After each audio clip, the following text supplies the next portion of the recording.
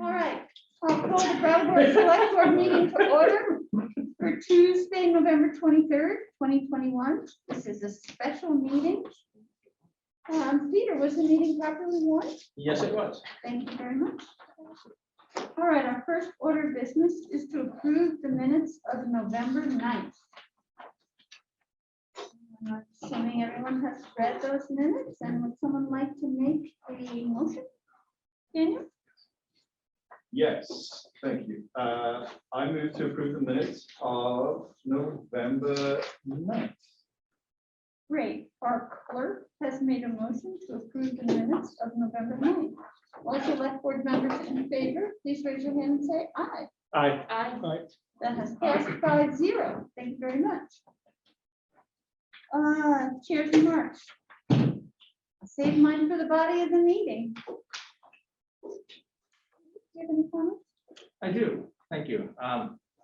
Just a quick announcement of the receipts. We have our first quarter receipts. I think it was at the last meeting. It might have been 2 meetings ago that one of you asked about the local option sales tax and the rooms and meals tax. We had that time had not received the first quarter receipts for FY22, but we have now, and I'm very happy to report that it was our best quarter ever for the sales tax receipts. $270,144.77 of sales tax receipts, and our second best quarter ever of rooms and meals tax receipts at $125,519.67. And just to put a little bit finer point on it, to reiterate the conversation that we had that night when we discussed it, the proceeds for the sales tax are even better than expected, but the fact that they're doing really well, coming in really strong, is not so much of a surprise. But the rebound in rooms and meals tax is actually a far faster rebound than what we had expected based on the full year plus of COVID quarters that we had. So hopefully it'll continue. There's no guarantee that this is indicative of what we will get for each of the other 3 quarters for this fiscal year, but it's a great start. Thank you. Great. Are there select board members who have comments they'd like to make? I'll say happy Thanksgiving to everyone out there who celebrates. And I just want to say that I recently had to travel for work to both Pennsylvania, New Hampshire, and Florida. And I'm still very happy I live in Brattleboro. Grateful for that. Anyone else? Thank you. All right. Is there anyone from the public who would like to speak about something that is not on tonight's agenda?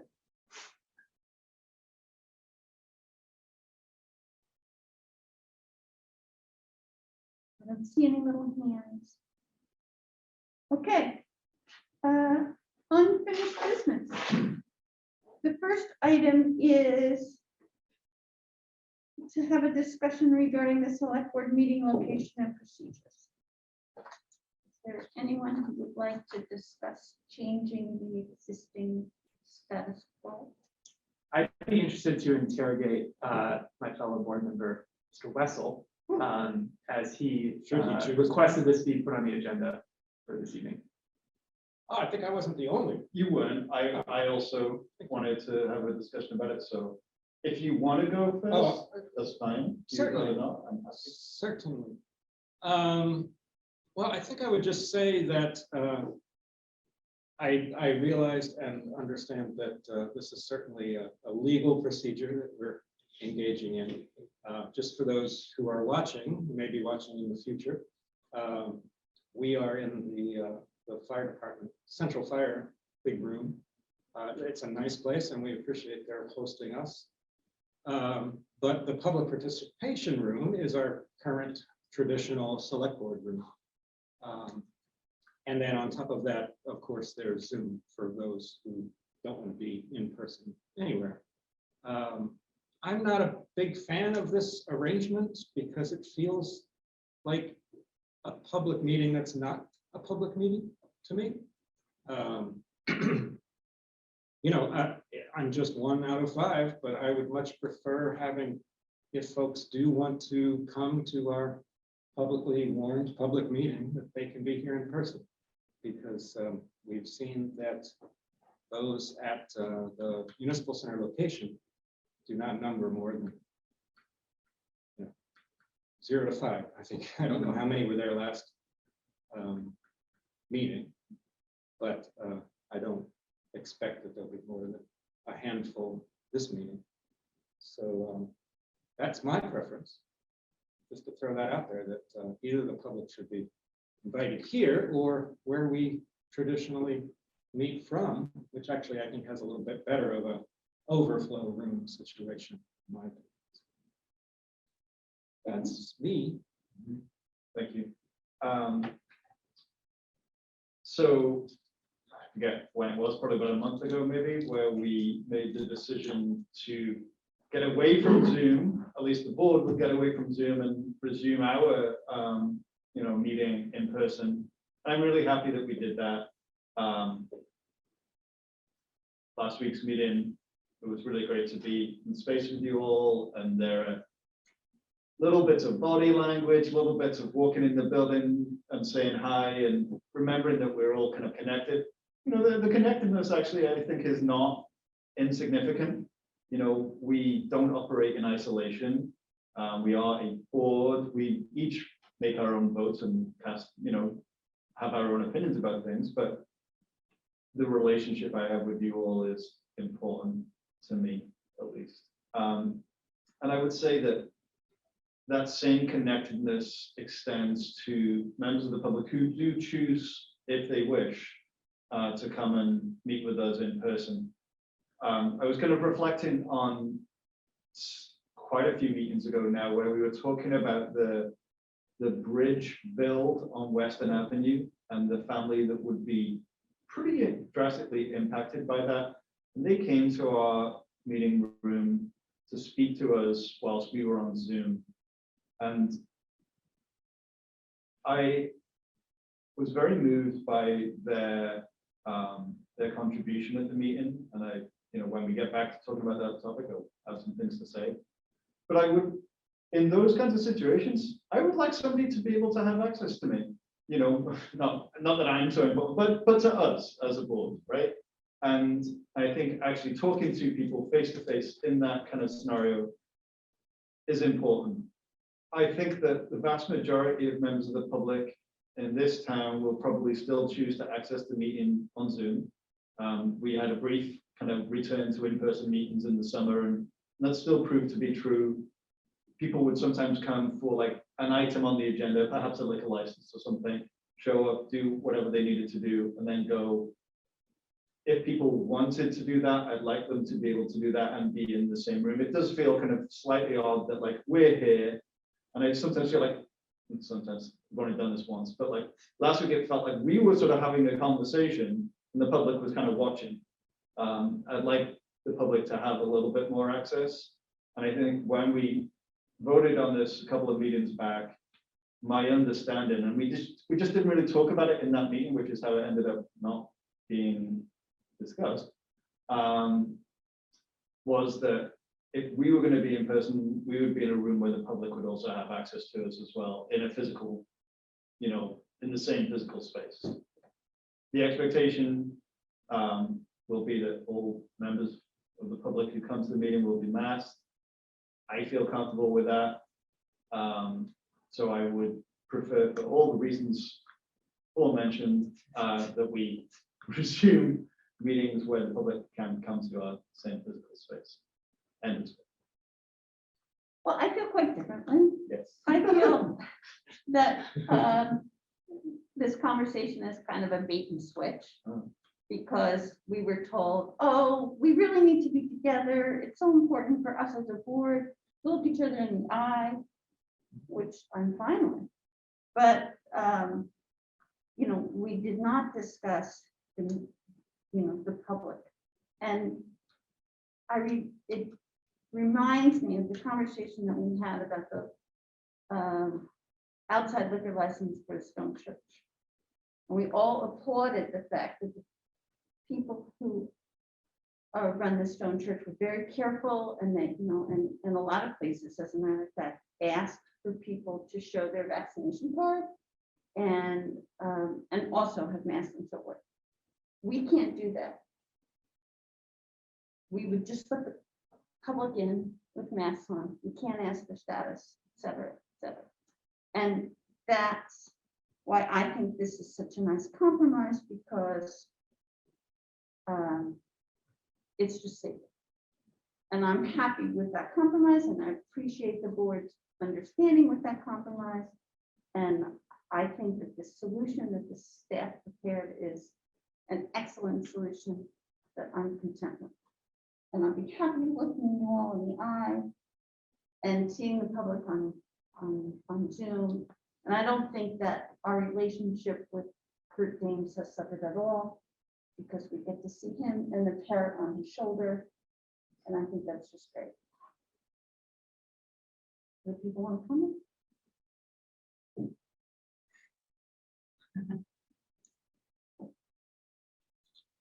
Yeah, I can. I mean, I'm in favor of putting it all in one room again. So I think I don't agree, Liz, that our conversation about moving back to in person was just about the board. I think that when we were discussing it, when we were all on Zoom, it was a conversation about getting back in person, and that incorporated the public as well. And my understanding about this option versus the option A was these were just two options that were proposed by town staff, neither being a one over the other, but that we were being given sort of a choice, and we decided with this one for right now.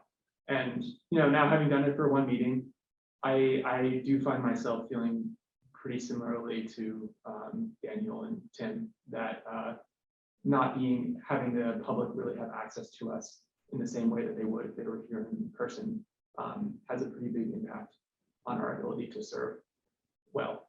So yeah, I think I'm in favor of putting it all back in one room, despite the risk. Despite the risk. Jess, do you have a comment? Yeah, I mean, not really, but just to say that I'm on board with the other board members who would like to get back to fully in-person mask with the public. I agree with the access piece. It's not just a boon for us to be in one room together and be able to read each other's body language, like Daniel said, but also to be able to have the public there and be able to read the room, I guess, as well, as discussions progress. So, yeah. Right. So the preference of the majority of the select board members is clear. I'd like to describe what I think that means in terms of how we would warn and hold next week's meeting, to make sure that we're all on the same page so that we set it up the way you'd like it set up. Plan A, as you described, in terms of the two different ways in which we might move forward with coming back to in-person, was to be held in this room, back along the Elliott Street wall is where the dais would be set up. So we'd be at these tables with a little less distance between us probably, but we've got a lot of distance between us here, at least some of us do. So we'll be a little bit closer together, but still 6 feet apart. We'll be along that wall. And then we will set up audience coming back out into the room this way. It works for a number of different reasons, not the least of which is that phenomenon that I think it was Daniel, but somebody mentioned about members of the public being able to come for a particular item or two and then leave. The entrance to the room is at the back here, so that allows public to come and go without having to sort of maneuver past the cameras or past the select board dais. So that's what we'll plan to do. We know from the sort of dry run we did of this a month or so ago that can work for BCTV. We'll work out the logistics with the fire department in terms of access to the building. Make sure that that's all set up in time for next Tuesday night. I would suggest when we warn next Tuesday's meeting tomorrow, because of the short week this week, we'll push that out tomorrow. it will be for this to be the one and only physical location of the meeting, but I would suggest that we do continue to encourage the public to attend on Zoom, letting everyone know that they can come here if they wish. Seeing nodding, and so that's what we'll do. Thank you. Okay, our next item is potential consideration of a local rule requiring face coverings in indoor public spaces. Peter, would you like to introduce this? So, I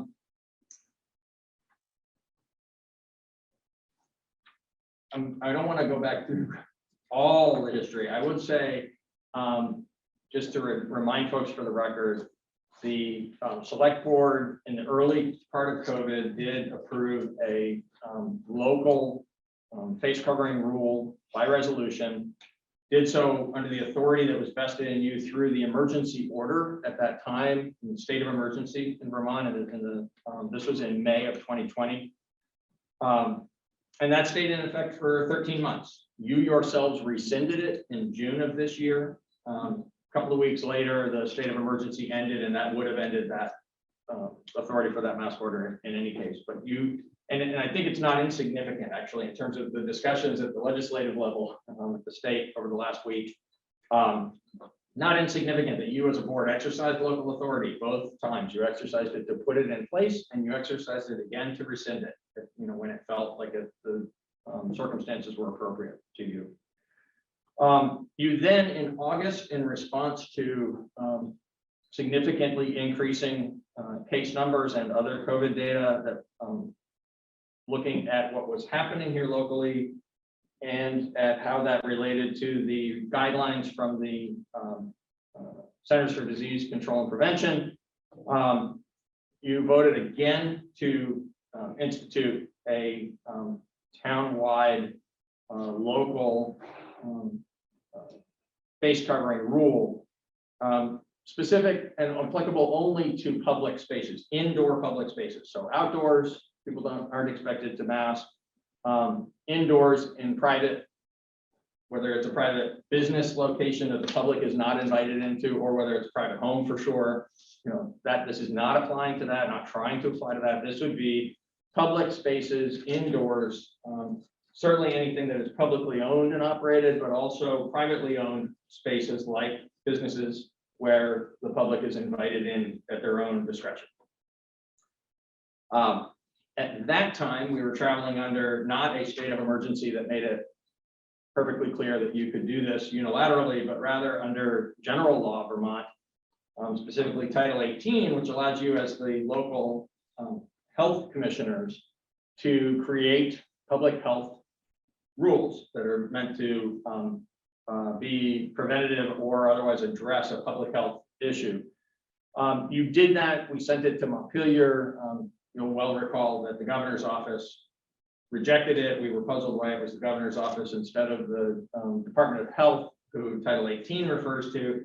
I responded to that, and we learned then, and many others did learn at that same time too, something that had kind of gone under the radar in the June rescinding of the state of emergency, that the governor had issued with the rescission of the state of emergency, a executive order that declared that COVID-related regulations would be subject to the approval of the governor, regardless of what in state law might speak to some other state official having the authority over a certain matter.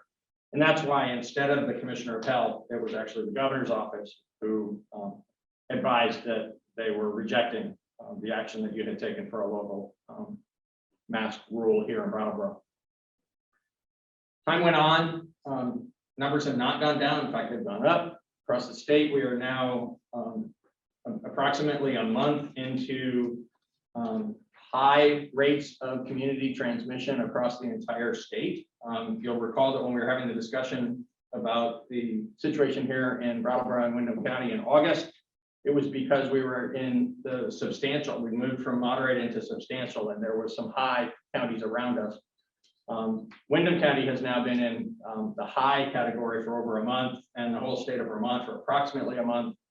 And this has led to legislative leaders calling upon the governor to issue a statewide face covering rule for indoor public spaces. And the governor chose instead to convene a special session of the legislature, which was held with a Senate committee meeting last Friday, House committee meeting Monday morning, House and Senate meetings also both yesterday on Monday.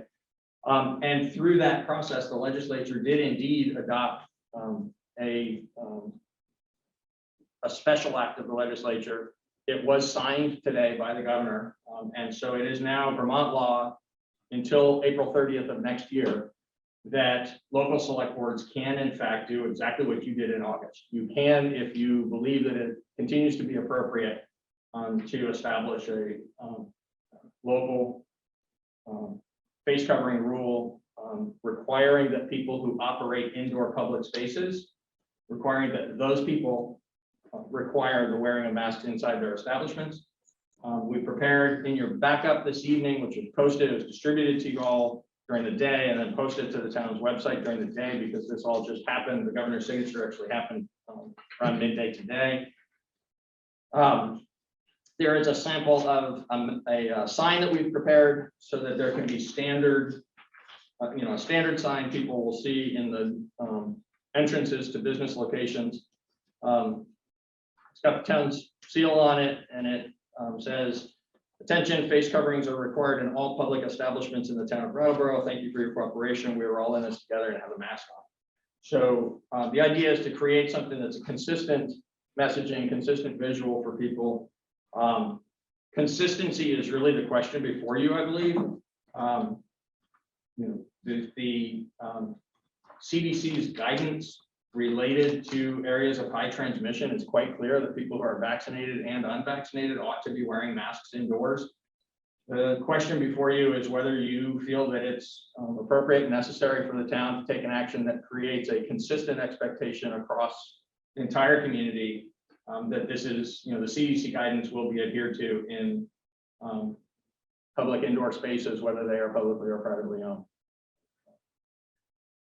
I think I'll stop there. There is a draft order in front of you this evening, a draft resolution.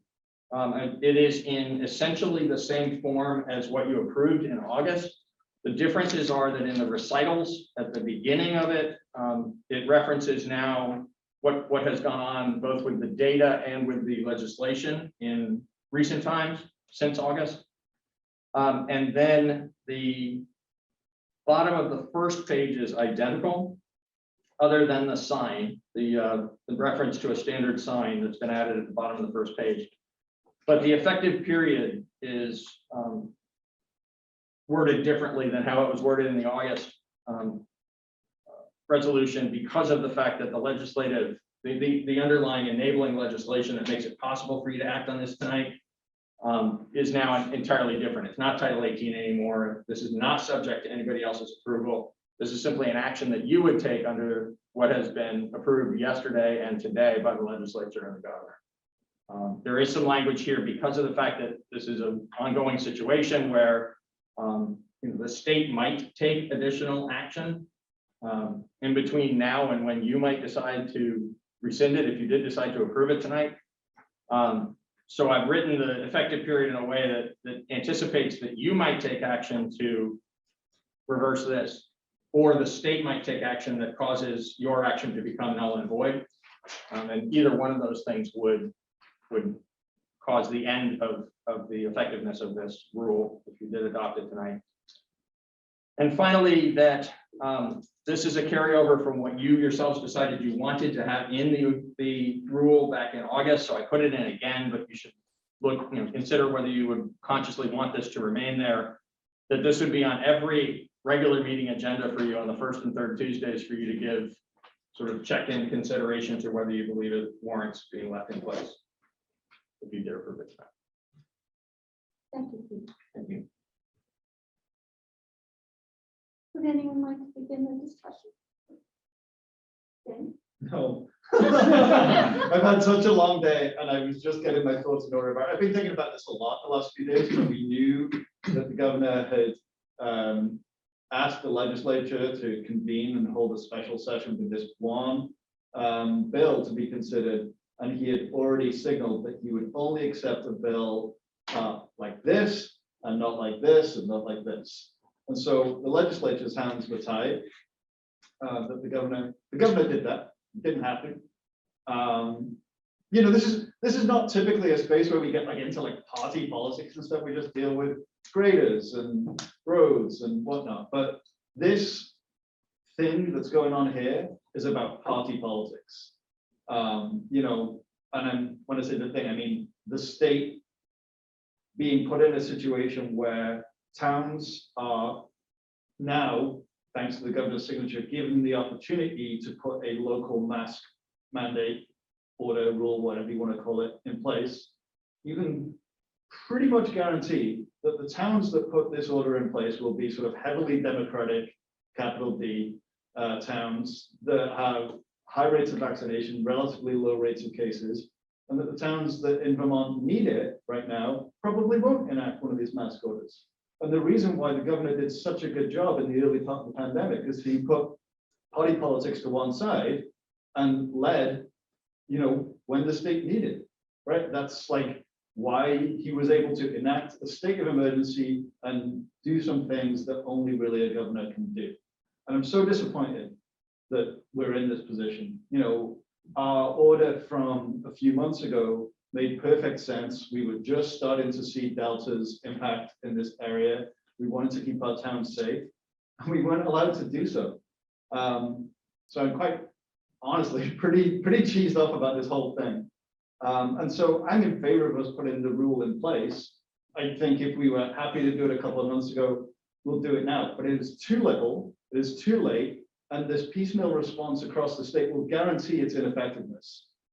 So the governor, in some months' time, will be able to say, well, I, to his base, I, didn't blah blah blah, and some, the people of Vermont are the ones that suffer out of this.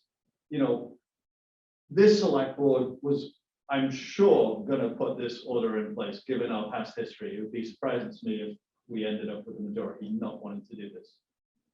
But other towns that need something like this in place will be reluctant to do it, and they need the governor's backing. And yeah, I'm mad as hell about it. I want to just say like one thing about some data that I spent today playing with. So Vermont is not one thing. Communities across Vermont are not cookie cutter. There is great variation across this state in terms of case rate, in terms of vaccination rate.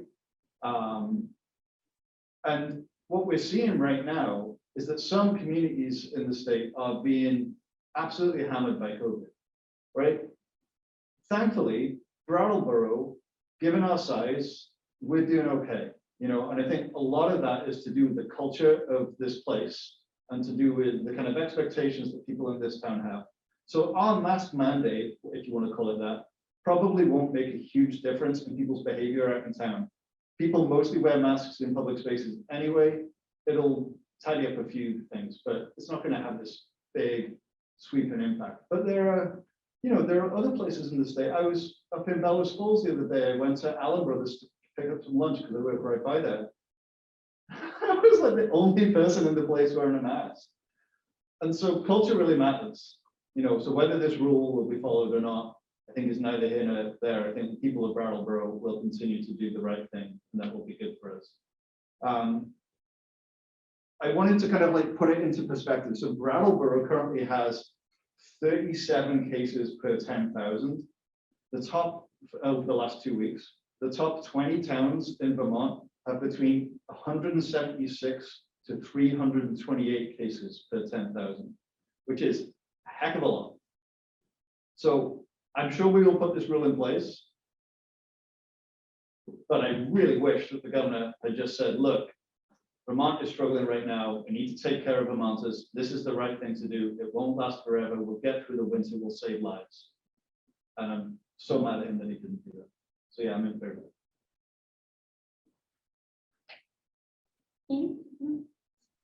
Sherman? Oh, yeah, sure, yeah, I mean, I'm not going to rehash all of what was very well put by Mr. Quip.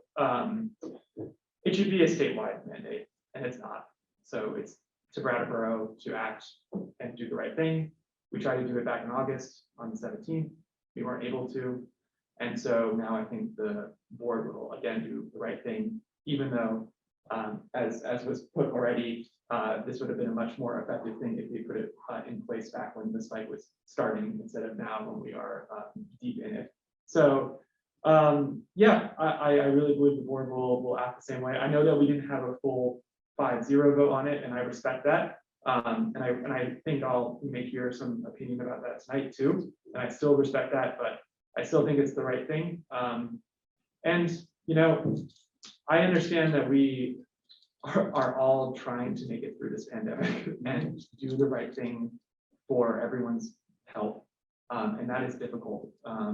And I do have a lot of faith in Brattleboro to take care of ourselves and to take care of our neighbors, and to continue to do the right thing to get us through this last stage, hopefully, last stage. Thank you, Ian. All right, I'll just go down the line here, and I agree with what my colleague said. I remember in August thinking, I hope we don't get to Thanksgiving and we have high transmission, but here we are. So I just think well, first of all, I think we need to understand that Brattleboro is a county hub. And so people come, you know, from distances. People come from Bennington, where there's very high numbers and so forth. So I think it's important for Brattleboro, even though we don't have excruciatingly high numbers, we do have high numbers.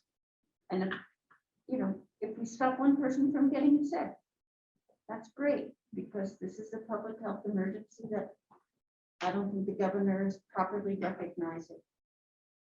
So I'm in favor of this. Tim? We don't have to go in line if you'd like.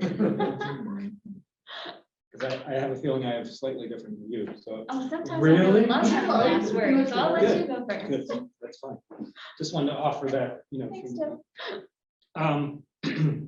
Well, so last time I was the sole board member, everyone, if you don't know, who voted against the mandate.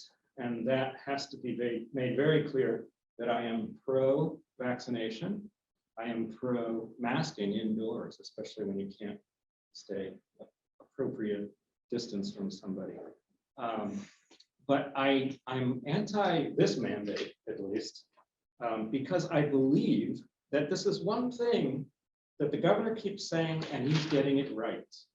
There's a lot of things I disagree about how the governor governs, and especially the mentioning of why we're here talking about this on the very same day it was signed by the governor. Little sketch there, I think. But here's what he's right about, in my opinion. He is right that the focus should be on hospitalizations, poor outcomes, and death, because we are well past the time where cases should be the only or the highest measure of how we're doing in this pandemic. This virus is rapidly becoming endemic. We all know this, the science tells us this, and we have to start to move towards a new reality of COVID being part of our lives, just like the flu and many other viruses that we deal with on a regular basis, which all parents know about. All of those things that are flying around. That's not to say it isn't a clear and present danger, but what the governor is getting right, aside from the fact that he has always been stressing the need for vaccinations on top of everything else, is he's also pointing out that, and I believe that he's correct, that you are further tribalizing people when you turn something that can be accomplished with community love and community responsibility into a mandate or a rule, as we call it. You lose some people that way. Some people just don't like to be told what to do. And they'll end up doing the right thing anyway, because they'll see the logic of vaccinations. They'll see the logic of masking. And in fact, when you walk in somewhere, even if you don't want to wear a mask, everyone else is, you put on a mask because that's sort of what you do. That's the polite thing to do if a shop owner is wearing a mask. Wouldn't you agree? So anyway, I think you're further tribalizing people. You're making the sides take their sides and othering the other side. You know that term, othering? We feel like, oh, if anybody is against getting vaccinated, they're being irresponsible, but really it's perfectly reasonable to ask questions about vaccines. Okay, I think you should always end up supporting vaccination, but telling people to mask up, even when vaccinated, sends the message that the vaccine doesn't do anything, that there's no point to getting vaccinated. And I think that is a danger that the governor correctly points out. Now I'll leave that alone because, you know, my sort of alignment with him tends to end there. But we must all admit that vaccines are doing something incredible. They're doing what we were told they were going to do. We were never told that they were going to stop cases. Never told that they were going to stop spread, because they simply don't do that. There's no evidence. What they do is they stop hospitalizations and deaths. Currently, it's actually higher now, I just checked, but I think it's higher than 95% of hospitalizations in this country are from unvaccinated people. Unvaccinated. And that's a miracle that we should be celebrating. Not saying that we shouldn't be masking up, but this is a rule also with no enforcement mechanism whatsoever. And I think we really have to be pretty upfront about that when we're discussing this, because what is a rule or a mandate with no enforcement mechanism? It's really an encouragement, right? We've already passed a 5-0 encouragement to not only mask up when indoors, but get vaccinated. I'm reading it right now. I mean, it's right here. We passed it, and that made perfect sense. And meanwhile, we literally are, in my opinion, and I've done some traveling recently, as I mentioned.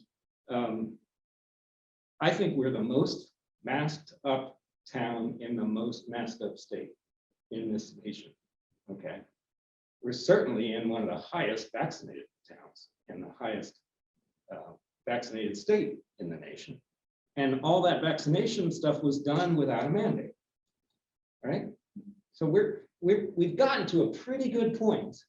And yes, there are some people in Brattleboro that don't, some places that don't have a culture of wearing the mask. And we've gotten to this point where you don't go there. Like if you don't like that the ice cream shop doesn't wear masks, you could go somewhere else instead of that ice cream shop, right? It is a little bit, it's kind of like evened out. And I'm fearing we'll lose more people to convincing them to get vaccinated, which I feel is more important than masking, then we will gain. And we will also tribalize. We will also separate people into our camps and lose that community push towards getting out of this pandemic.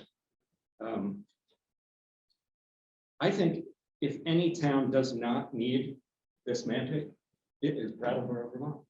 That's the irony of this, is because we're moving towards accepting this, but it's not us that needs this. It's towns that aren't accepting it. So, and personally, I'm just not a fan of mandating something where I see success with the carrot, not the stick, you know?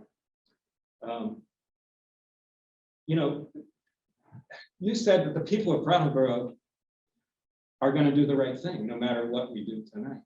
I think that's the argument to not force something, which again, I'm not suggesting that people don't follow this rule if it passes tonight, not at all, because I'm going to do it, because I do it anyway in my daily life. But I think we should be upfront with the fact that an unenforced rule, it's not an ordinance, everyone understands that, right? It's not an ordinance, everyone. So it has no teeth to it, literally. And unless you really fear a finger wagging and a tongue lashing from Peter Elwell, if you have a shop and don't enforce the mask ordinance, there will be no enforcement because we have police that have a lot of more important things to do than to chase somebody around who's doing this or, you know, carrying a bottle around so that they don't have to drink there. put their masks on. And don't get me started on restaurants and bars, because that is just performance. Because if you have the mask order up at a restaurant bar, people walk in there, sure, with a mask, they sit down and then they take it off and they're maskless for an hour. So that's a little ridiculous that we don't make an exception for restaurant and bars, in my opinion. But I don't want to go tinkering with this because I'm going to vote no. And the reason I'm voting no is that I think we can get through this and are getting through this without telling people what to do. Thanks. All right. I warned you. Yeah, great. That was great, Tim. You had a lot of really good points there, and they're well taken. I mean, it does, these mandates can really divide us. They can really emphasize that tribalism, that partisan, weird thing that's evolved and emerged out of this whole pandemic. And it's a real shame. We did so well for the first several months of this pandemic because we really took it seriously, not just in Brattleboro, but all over the state. We really took it seriously. And we communicated to the public, the leaders all across Vermont communicated to the public, this is serious. You mentioned that, you know, we should look at not just case rates, but hospitalizations. I know in the last couple of weeks, Brattleboro Memorial Hospital's ICU beds have gotten filled up. Cheshire Medical Center beds, they're at capacity last week. So it's here and it's dangerous and there is a capacity issue. I was really excited and proud of the select board this summer that we wanted to lead the way and take that step back towards taking it seriously, being responsible, putting that mask mandate back in place.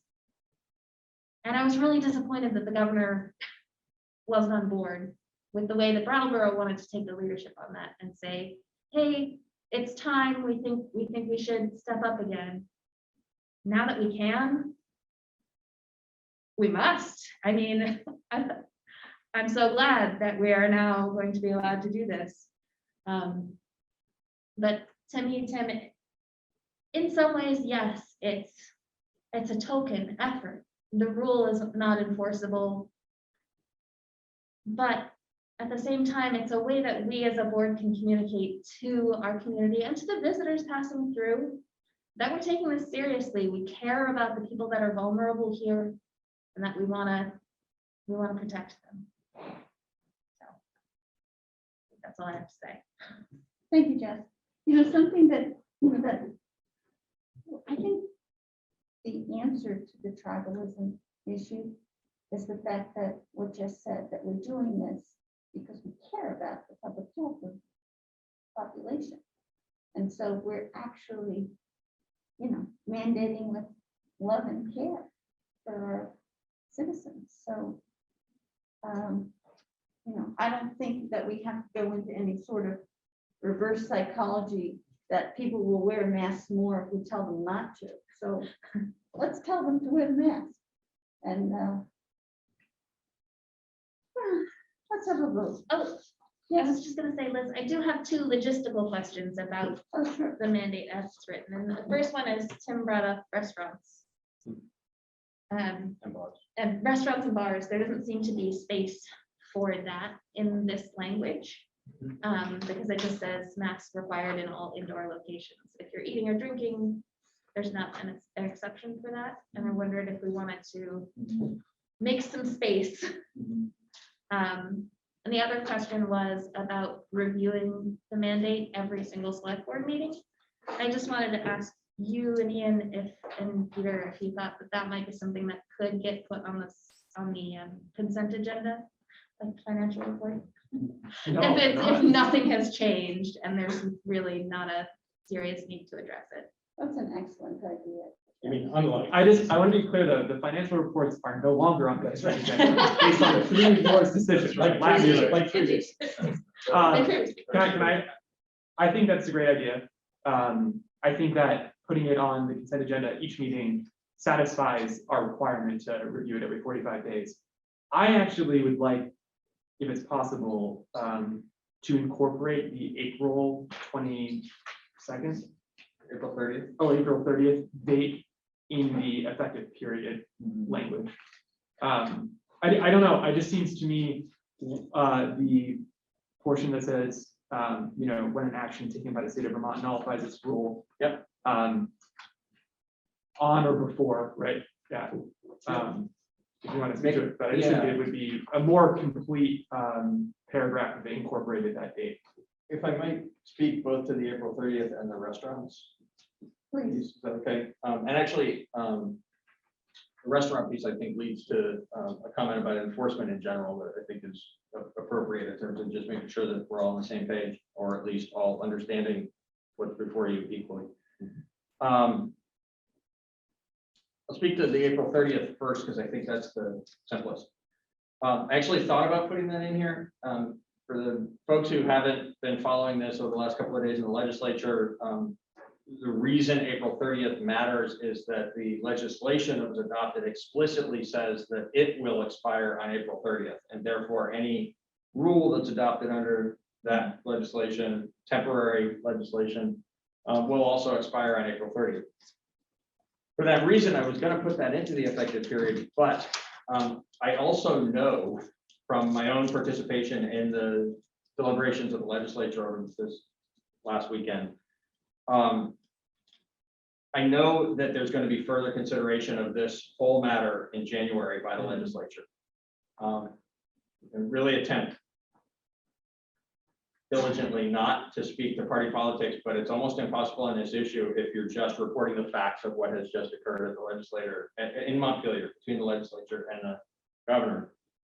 There are, if you look at the votes, the tallies of the votes for how this turned out, it actually turned out quite a lot closer than the debate that occurred. And the reason why is there were quite a number of people who spoke in favor of a statewide mandate and voted against this because they were very upset about the manner in which it had come forward. And that we're not acting on this, whether it would be the governor by his own pen or the governor and the legislature together, that we aren't addressing this as a statewide need and a statewide action. And so they voted no on this, even though they believe that action is needed. Those who voted yes and passed it, many of them commented on feeling extremely frustrated that this was all that could be done. Since it's all that could be done, they should do it, is where they landed. That at least municipalities ought to be enabled to take such action, since we aren't going to have this action taken on a statewide basis. For that reason, and because in that dialogue, the leadership at the legislature spoke explicitly to taking up in January, when they're not bound to operate within the four walls of how the governor called them back into special session for this. This time they had to limit their consideration of this matter to what had been presented to them by the governor. In January, there'll be the legislature acting under general law as the legislature, taking up what they deem appropriate to take up. And they will take up masking. And there's, if not likelihood, I think there's probably likelihood, but that's speculation. There's at least the possibility that between January and April, there will be additional state action on this that might change that April 30th date. And you could find yourselves in a situation where, let's call it February, there's some changed circumstance in the legislative landscape, what's underlying your authority to do this, that makes explicit reference in this document to April 30th confusing. And that's why I thought we ought to leave the April 30th just in the legislation. It's there, it's in what was adopted by the legislature. This will expire on April 30th if you don't do anything to rescind it, and if the state doesn't take any further action. But there is the possibility that the state might take further action, so that's why I think this one. I'm perfectly happy to have it changed if the majority of you feel like it ought to explicitly reference that date, but that's why it's the way it is. What do you think? Well, I appreciate that explanation. It seems like maybe like a footnote. But no, I think that, yeah, I mean, I think that makes sense. Well, it references the state law, which says the 30th. Yeah, and so I guess you could be So there's your footnote. kind of. Yeah, I think I'm satisfied with that explanation.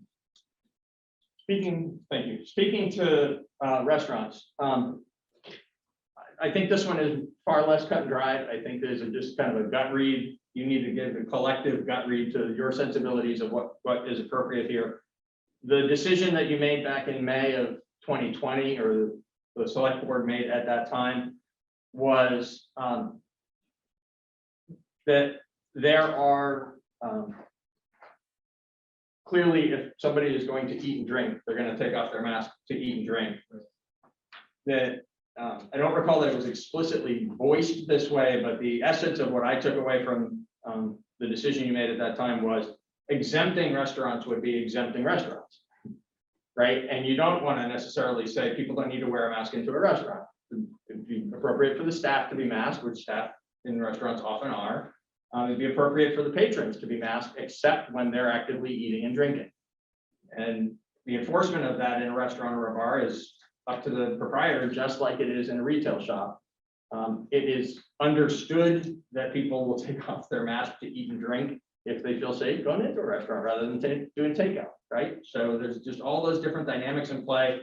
The place where we had landed previously was keep it simple and understand that, of course, in a restaurant or a bar, there will be less masking because that's where people are consuming food and drink.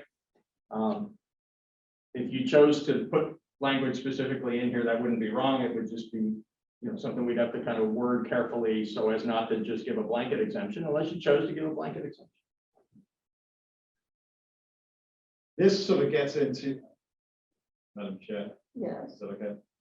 Sorry, I just was, I caught the eye and I thought I was good, but maybe I'm not. This sort of goes to like what the governor is willing to accept and what he's not, right? So like in New York State, the entire of New York State requires you to be vaccinated to go to a place like a restaurant, which makes total sense, right? Because as Tim said, you're going to sit there for an hour with your mask off, chewing your food.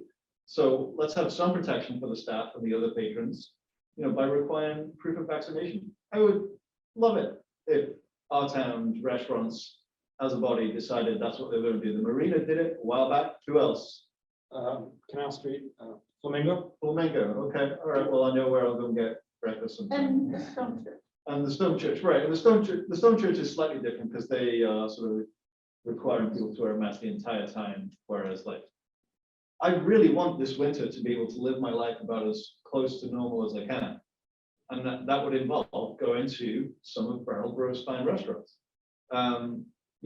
So the more our restaurants can sort of encourage vaccination, I know that it's tough to kind of, as Tim said, like do it with the stick. We prefer the carrot, but we don't always have the carrot available to us.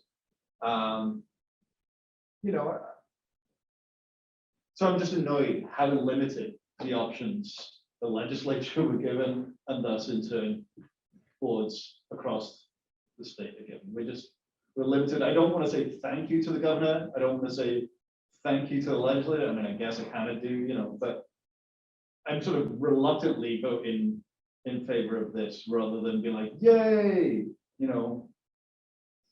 whatever. That's my. I bumped into Patrick earlier today. I was like, I'm just going to complain a lot tonight. So. Awesome. All right, well, I appreciate your honesty. Yeah. I know, I think we should just leave this alone because, the restaurants have procedures now and that we'll just be essentially backing them up with this.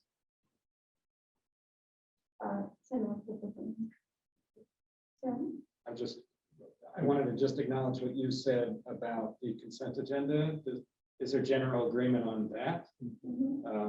Because certainly I don't care. But I think it's a good suggestion. No, to keep it, so that we don't have to actually talk about it every single one unless somebody makes a law, right? Yes. I did also want to just say, and this is not to slow things down or muck anything up, but David Heiler did make a good point, and we received some sort of today last minute breaking comments from merchants, and it is not by any means across the board one way or the other. However, David makes a point, because I, as well as pretty much the whole board and Peter himself, always rail against unfunded mandates coming down from the state. Well, David is pointing out that basically if we're going to pass this rule, perhaps we should kick in the money for a couple boxes of masks, because he has, at the Whetstone at least, I'm thinking of, a lot of out-of-state visitors who are completely unaware of the mask mandate thing. So if you were not to have a box of masks there, that's the issue for them. And I've seen a lot of merchants doing it, and they are. And he can't spring for it. Oh, I'm not saying he can't, but I'm saying that it is worth acknowledging that it's an unfunded mandate to our merchants. And you can leave that alone, but I just wanted to acknowledge it because I thought it was a good point that I had not yet considered. I still really know. Jeff? Interesting that you bring that up with such a bountiful report on our room and meals tax. I wonder if it might be possible to help provide something.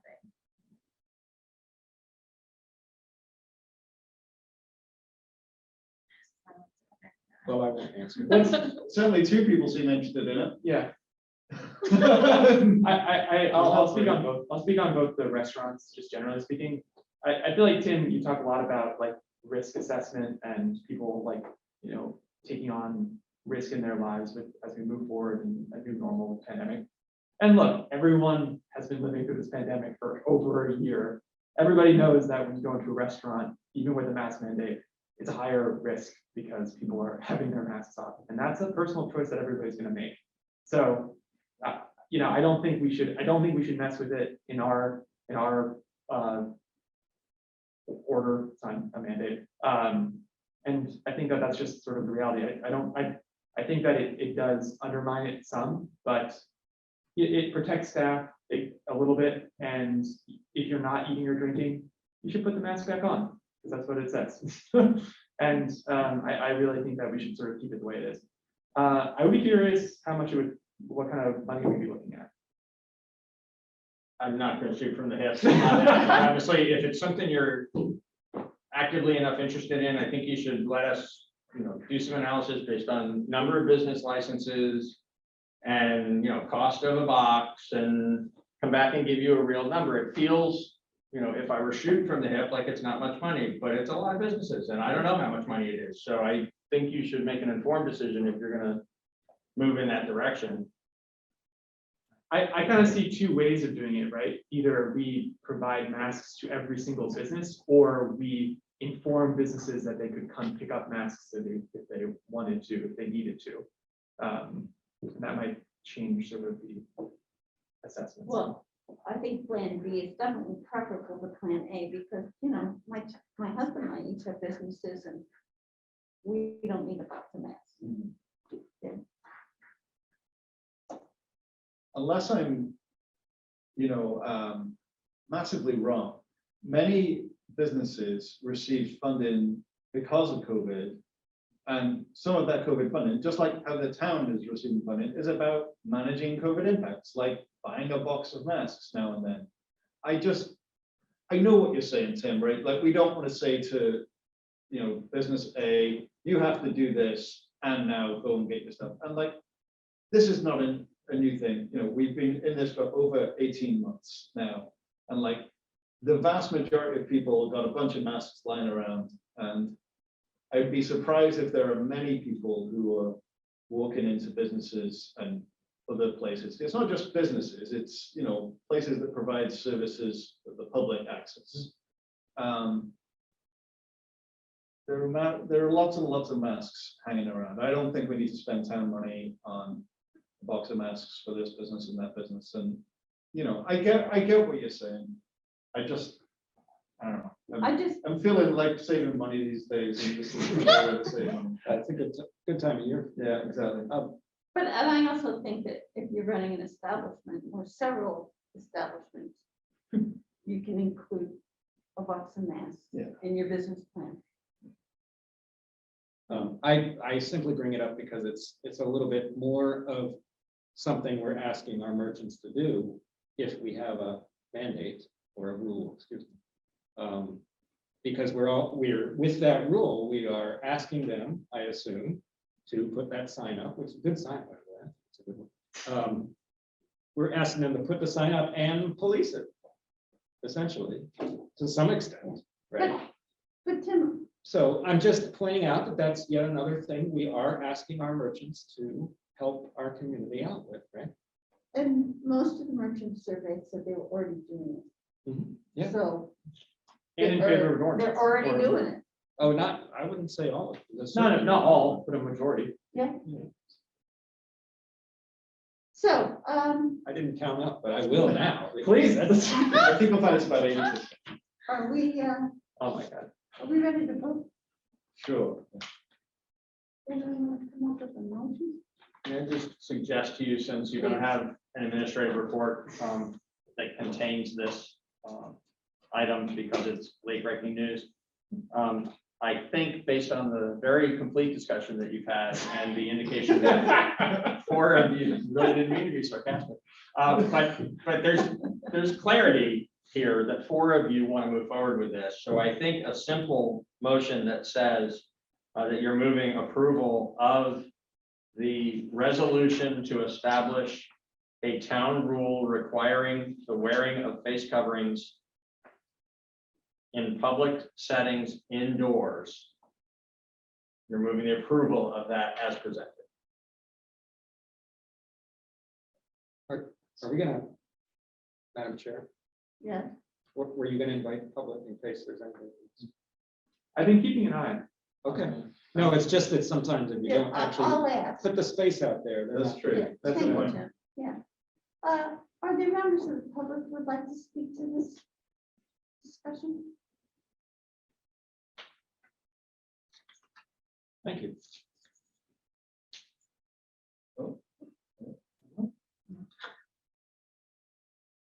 Anybody? You? I guess not. All right. All right. You were finished with your. I was finished. I think you would, I believe the motion that you intend is to approve this without any changes, and therefore it would be to make the motion to approve the rule as it has been presented to you. Don't look at me. I move to approve the rule as presented. Great. Ian has moved to approve the rule as presented. All select board members in favor, please raise your hand and say aye. Aye. All right, and anyone knows? Nay. All right, nay. So we have 4 ayes and 1 nay. Tim Wessel dissenting. The motion has passed. But we still love him. Yes. I still love myself. Thank And you. we're, and again, we're doing this with love, and we don't need to alienate anybody. Okay, does anyone want to make a motion about convening as liquor commissioners? Oh, Jeff, this is your favorite. I thing. love convening. I move that we convene as liquor commissioner. Very good. Thank you, Jess. Jess has moved that we convene as liquor commissioners. All members in favor, raise your hand and say aye. Aye. Aye. All right. Oh, 5-0. We are now liquor commissioners, and we are hearing the case of High Tide. Yes, High Tide is going to occupy the space at 7 High Street that previously was Thai Bamboo. They are preparing to reopen that at that location and have applied for a first-class liquor license. Thai Bamboo did have a first-class liquor license at that location. The town staff has reviewed the application. It's before you tonight. We find it appropriate in all respects and recommend that you approve the first-class liquor license that's requested. Mr. Drone, who is the applicant on behalf of High Tide, was planning on being in the meeting. I don't know whether he actually is in the meeting, but if he is and would like to address the select board on this, if he could raise his hand. Great. Mr. Jones?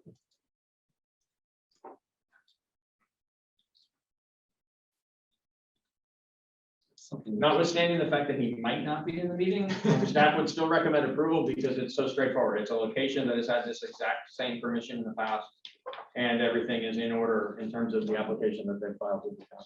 Great, thank you. All right, is there any discussion? Ian?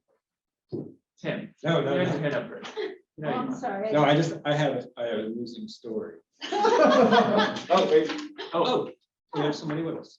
Mr. I Drone, got interrupted. welcome. I don't think your microphone's on. There we go. Hi, yes, sorry, it wasn't allowing me to join before with the audio, but yes, we are opening that restaurant in 7 High Street. Great. Want to say anything about when you're opening and We're just waiting on a little bit more of the construction and the cleaning, and after hopefully the approval tonight, we move on to the state, and then I guess it takes a couple weeks for that approval. So once we get our final approval for the liquor license, we have our health inspection, and we're hoping to open shortly thereafter. that'd be great. Thank you very much. Is there any questions for Mr. Drone? All right. Stay tuned, we'll vote. Great. What about the funny story? After Tim. I don't know if you'll find it funny, but I'm happy to see that there was gonna be another business coming into that space, since we're happy when long emptied spaces get filled. But I looked at the name and I remember like thinking, high tide, I wonder what that's referring to. I just was racking my brain, and literally like for a half a day, I was like, I wonder where they got that. And I was coming up with all these theories. And then suddenly I took a shower and I realized, oh, they're on High Street. Yeah. Which I was you also overthinking it. live on. What's that? Which I also live on, by the way. Which I also live on. I don't know. I just found that very amusing. And I realized after probably 5 or 6 hours that that's probably why you call it high tide. That's correct. All right then. I just had one, well, first, very excited. Thai Bamboo is Ruth and I's favorite restaurant for a long time, and when it closed, we were really sad. So I'm very excited to be replacing it now.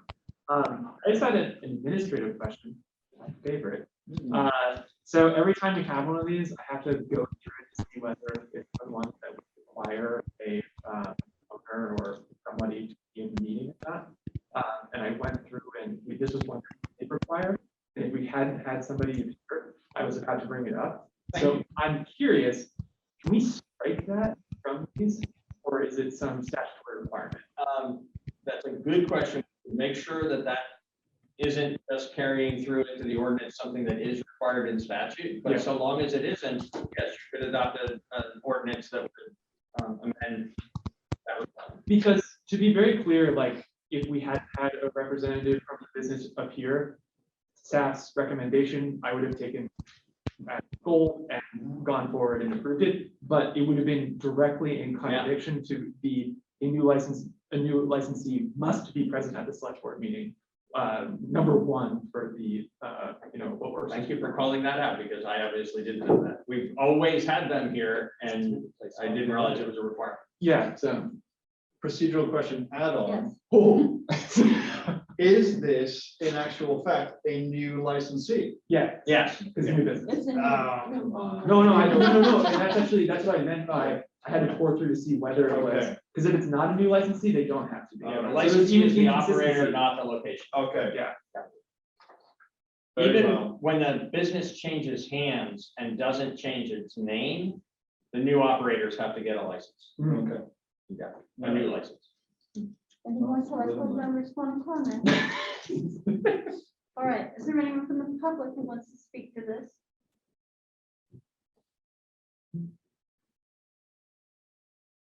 All right then, how about a motion? I'd Daniel, love to make a motion. I move to approve a first-class liquor license for High Tide located at 7 High Street. great, Daniel has moved to approve a first-class liquor license for High Tide located at 7 High Street. Also, all select board members or all liquor commissioner members who are in favor of this motion, please raise your hand and say aye. Aye. All right, it has passed 5-0. Thank you, Mr. John. Congratulations. Best of luck. All right, shall we adjourn as liquor commissioners? Jess? I move that we adjourn as liquor commissioners. Great. All in favor of adjourning as liquor commissioners? Aye. We are now adjourned as liquor commissioners. All right, new business. Peter, would you like to introduce the budget? Madam Chair, Oh, I'm sorry. point of comfort. Yeah. Is it possible to turn the heat up in here? I'm really cold. Long John. Mr. Dimes, where are my long johns? This is very true. Are you?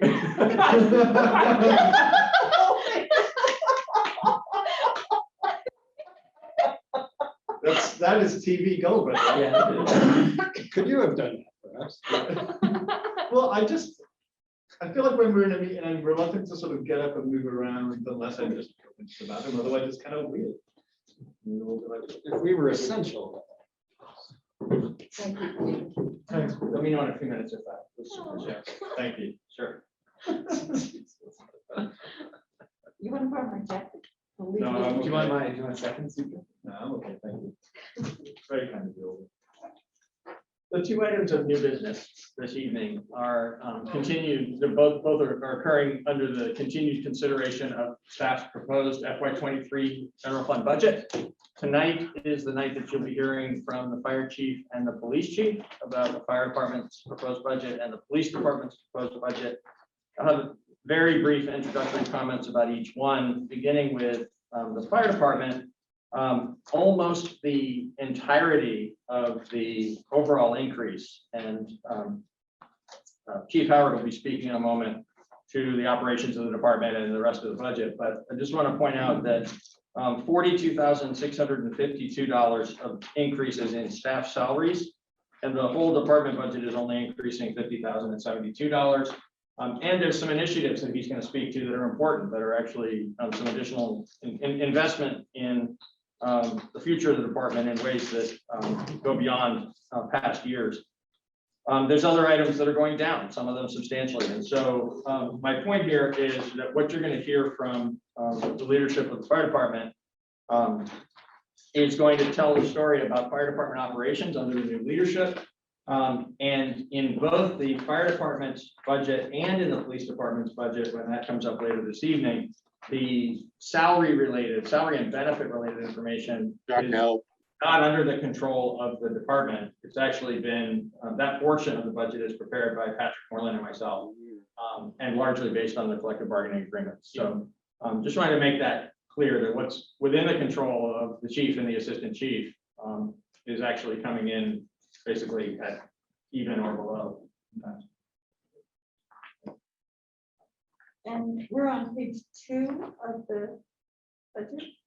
11. Yes, I'm sorry, it's on page 11, the bottom of page 11. And for those who are following along at home, you can access the town's proposed budget on the town's website. If you go to the right side of the homepage at brattleboro.org under the news column, you can click on the FY23 budget proposed. It'll take you to an interior page in the town's website that has a series of documents, one of which is the proposed operating budget. You click on that and go to page 11, and you'll be where the select board is looking at the budget as the chief. Chief, you're up and your mic is hot.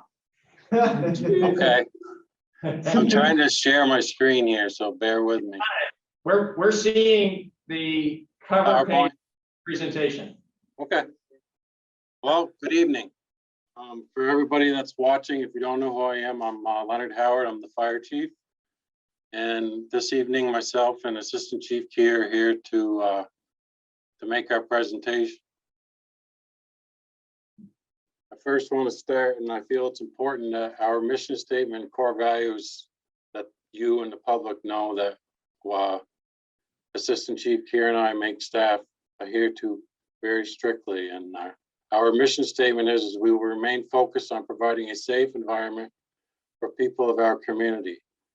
Our commitment to core values of integrity, respect, and excellence will resonate with every interaction and task we are part of. And our core values and our acronym is FIRE, focused, integrity, respect, and excellence. We are committed to focusing on details with regard to our personal appearance, our surroundings, maintenance of equipment, adherence to safety standards and established protocols and procedures. Integrity, we are committed to being honest, trustworthy, reliable, accountable in all of our transactions. Respect, we are committed to respecting all persons we encounter, respecting the property and possessions of our customers, and respecting the resources entrusted to us by the citizens of Brattleboro. Excellence, we are committed to continually enhancing our knowledge, skills, and abilities so we can do our job well. We are committed to giving more than is expected, having a passion for everything we do, following through on our promises, maintaining a positive attitude, delivering valuable and added customer service. Our staff. The administrative staff is myself, Assistant Chief Keir, Fire Alarm Superintendent Joseph Newton, Administrative Assistant Kristen Martin, and most recently, about 4 months ago, we hired a part-time inspector, Rick Davis. Our shift structure is we have 3 platoons. We have 7 folks on a shift, typically 5 at the central station and 2 in West Brattleboro. And our call force, we're down to 3 folks.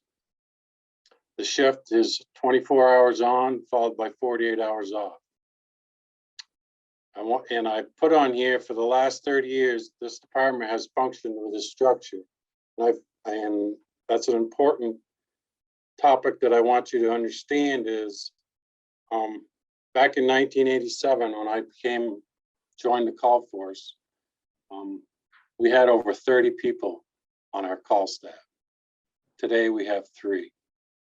And it's not just Brattleboro, it's everywhere across the country and the state that the volunteers or the call people out there to do this just aren't there. It's much of a commitment, and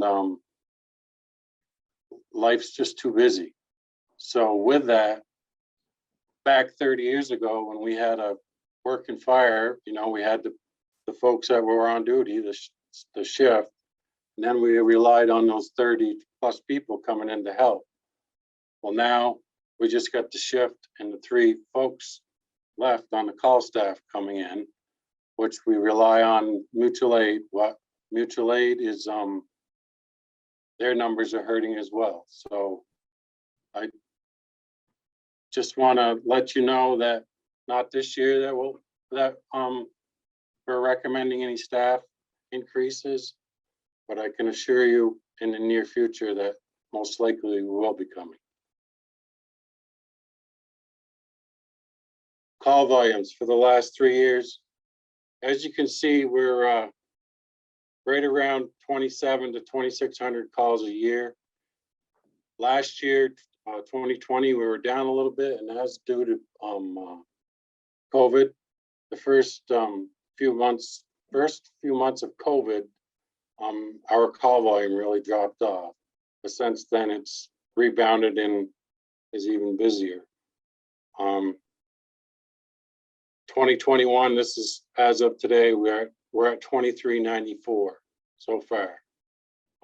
Fire related of those are 1,161, and EMS related are 1,233.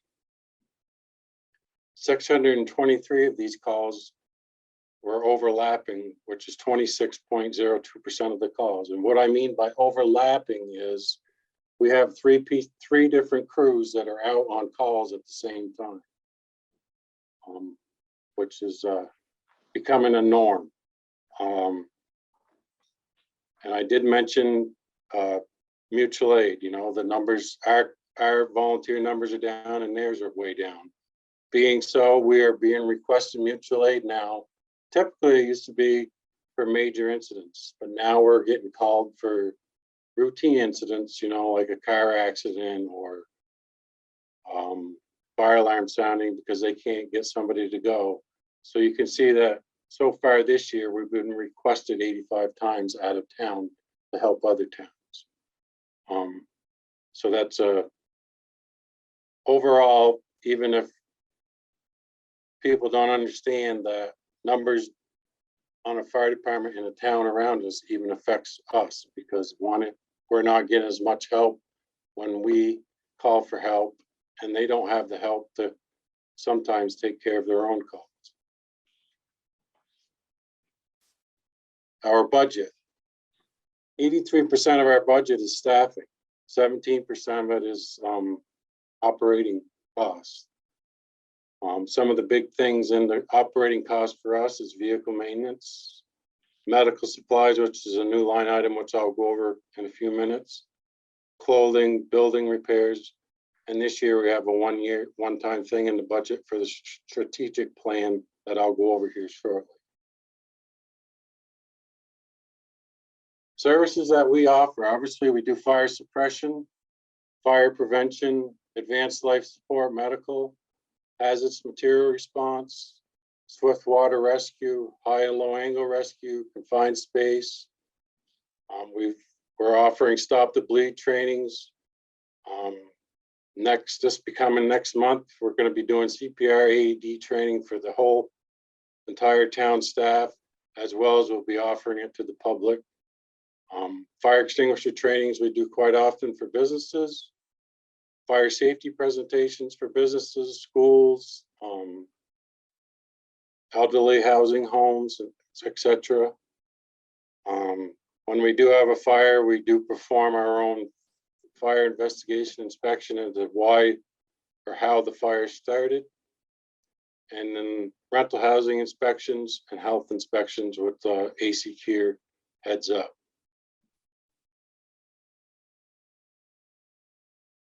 We're called the fire department, but really we should be called the all hazards department, because we pretty much cover a lot of different things. Vehicle maintenance. I just wanted you folks to understand, and we're very grateful for the fleet that we have, but the average, when we send out a vehicle for an oil change, you think of an oil change in a vehicle, in your vehicle, it's typically around $100 or less. But when we take one of these rigs to get a service, it's $600 to $700 a time. And we're doing that 2 or 3 times a year. So an estimated $2,800 for the 4 engines, for the 4 large vehicles. On that, of course, the trucks have the new emission systems in it, which is a great thing, but it's also it can be a hindrance to us as well, because there are a lot of maintenance issues with it, because they're still trying to work out all the issues of it being how a fire truck operates. It's quite costly to maintain it, but in the long run, it's for the benefit of everybody.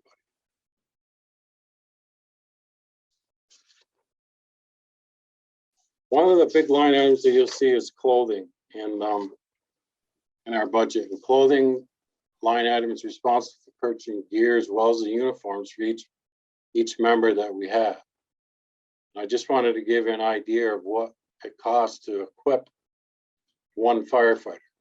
A set of turnout gear is around just over $2,700, and that's for the coat and the pants. Per NFPA standards now, they require that each member have 2 sets of gear. Reason being is there's been a big thing on firefighter cancer, occupancy cancer, and it's found that like once we go on an incident, like a house fire or something, when they come back, that gear needs to be taken off, completely washed, cleaned, and dried. Obviously, while that's happening, our staff still has to answer calls, so they need that second set to be able to put into service. And you can see the cost of a helmet, a pair of boots, gloves, hoods. So we're looking at $6,100, almost $6,200 just to outfit one person. I'm fortunate to say that we're about 65% of the way there of having all of our staff have 2 sets of gear. We're working our way slowly, but we're getting there.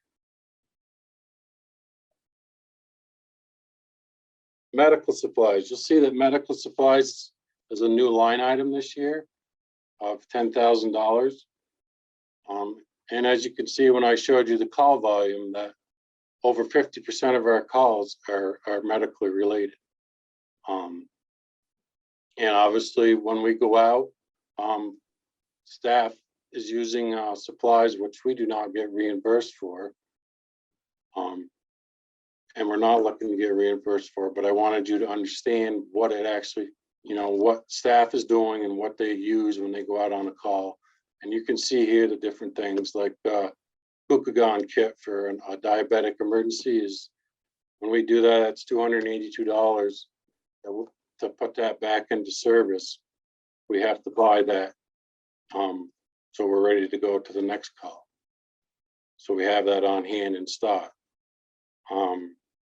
Currently, we're licensed at an advanced EMT license, and currently we're in the process of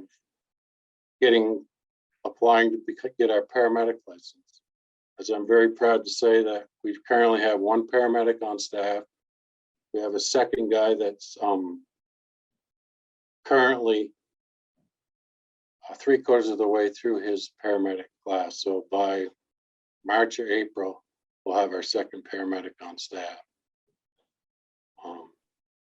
But I just wanted to give you a breakdown of why we decided it was important to get a separate line item for medical supplies so we can show that to you folks. Another one is building repairs. As you're well aware, we've renovated and added on to Central Station and built a new Station 2. With that, there's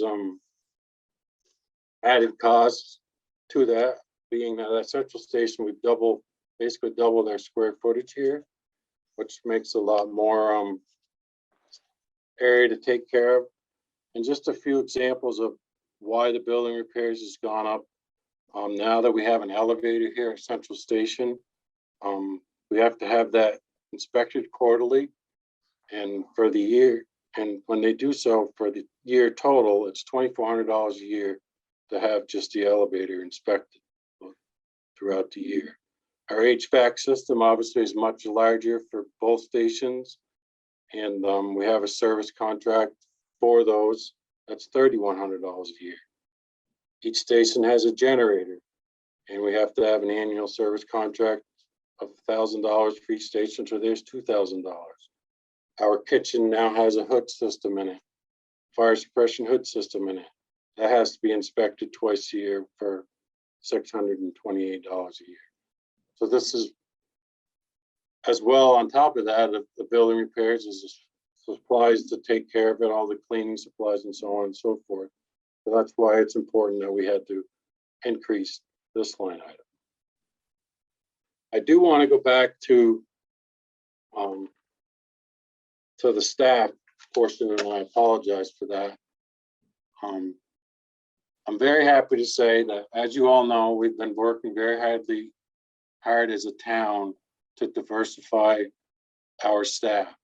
And I'm very happy to say that our hiring procedures has allowed us and has made us more attractive to everyone.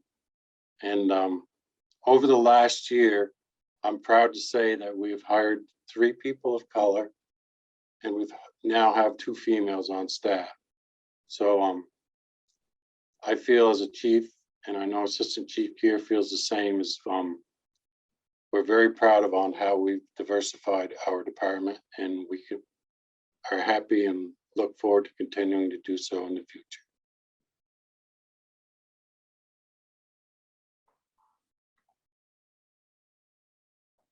Strategic plan.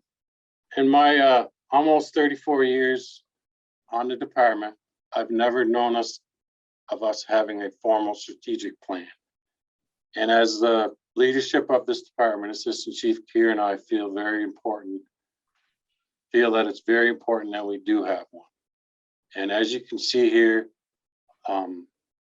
this plan, if approved in the budget, will allow us as a department, and we're also involved the community and different organizations that work with us on a regular basis, be part of this plan, and help us decide on our mission, vision, guiding values and principles community expectations, concerns, and feedback from the community, what prioritization of programs and services they feel we need, identifying critical issues and service gaps, strategic initiatives, planned outcomes, goals and objectives, performance expectations, and implementation strategies, including our responsibility and critical tasks and timeline.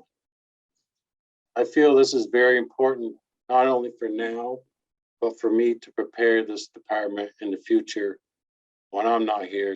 So whoever is here can step right in and keep the plan and have a plan in place to go.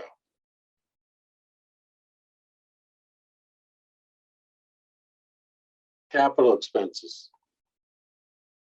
This year, we have Car 1, which is a command post, and is my vehicle that I use on a regular basis that allows me to get to emergencies at $45,000. That vehicle is currently will be 10 years old.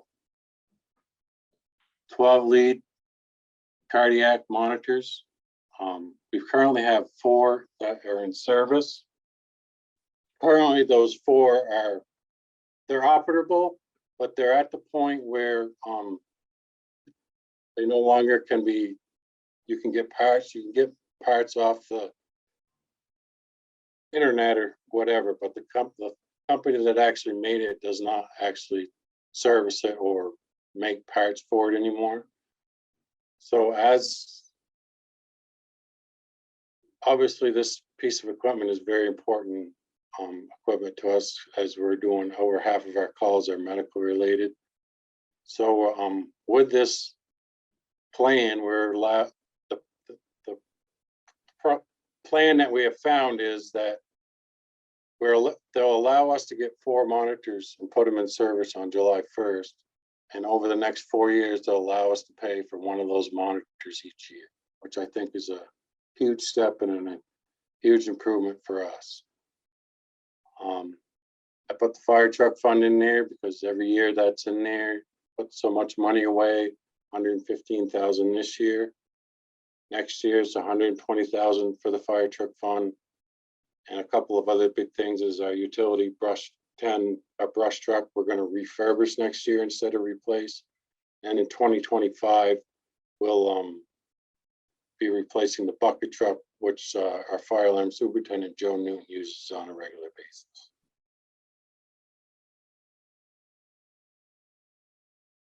And again, I just wanted to show you what I meant by the 12 lead cardiac monitor. I'm sure you've all either seen them on TV, or you've seen them in a doctor's office or in the hospital setting when you've gone there. Very beneficial tool for us, and it's important that we have this piece of equipment on each of our apparatuses. Our fleet, and again, we're very proud of our fleet. And as you know, back in 2008, we started replacing our fleet, and I'm proud to say just recently that we took delivery of engine 1, and that completely makes a complete circle of getting the fleet replaced. And I just broke it down here. I wanted to show you that all our staff vehicles are typically 10-year replacements. Car 1, which is the vehicle that's up this year, is a 2013, and it's due to replace in the 23 budget cycle. Car 2 is a 2014, and it's due to be replaced in 26. Car 3 is typically a vehicle, is a staff vehicle that we have. We typically, when the police department has a vehicle that's still in fairly good shape, we'll take that and use that as our Car 3 vehicle. The engines 1, 2, 3, and 4, they're on a 20-year cycle. So as you can see in engine 1 that we just took delivery of, will be replaced in 2041.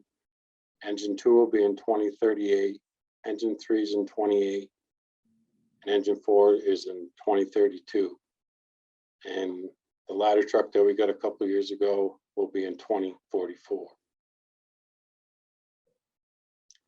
Of that as town manager Elwell has stressed of the importance of setting money aside, I just, in 2028, if I figured my math correctly, and the town manager would correct me if I didn't, but when it comes time to replace engine 3 in 28, we should have about $625,000 set aside to help purchase that vehicle.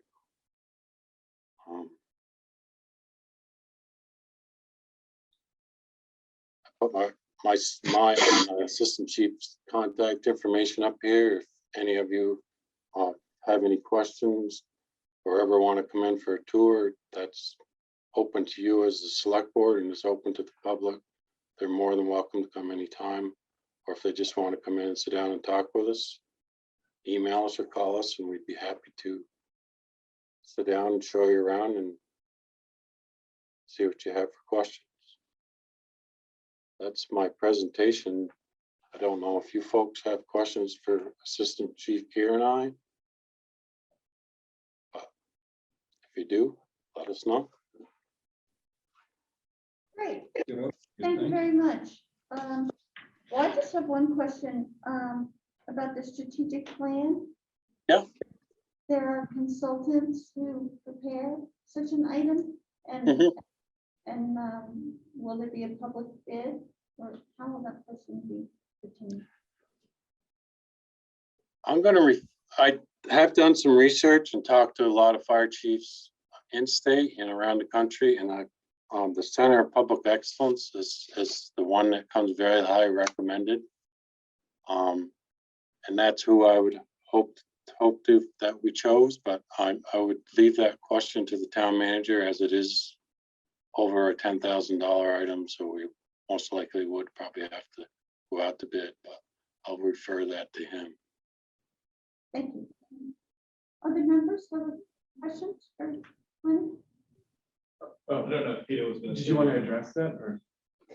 Yeah, it's, if the funding remains in the budget, that's a decision that'll be made in the spring, so as we will increasingly over the next 5 weeks and be in one of those awkward moments where I want to be careful not to overspeak, there's different ways this could be handled, and it'll be something that, you and Yoshi and the fire department leadership decide how to proceed.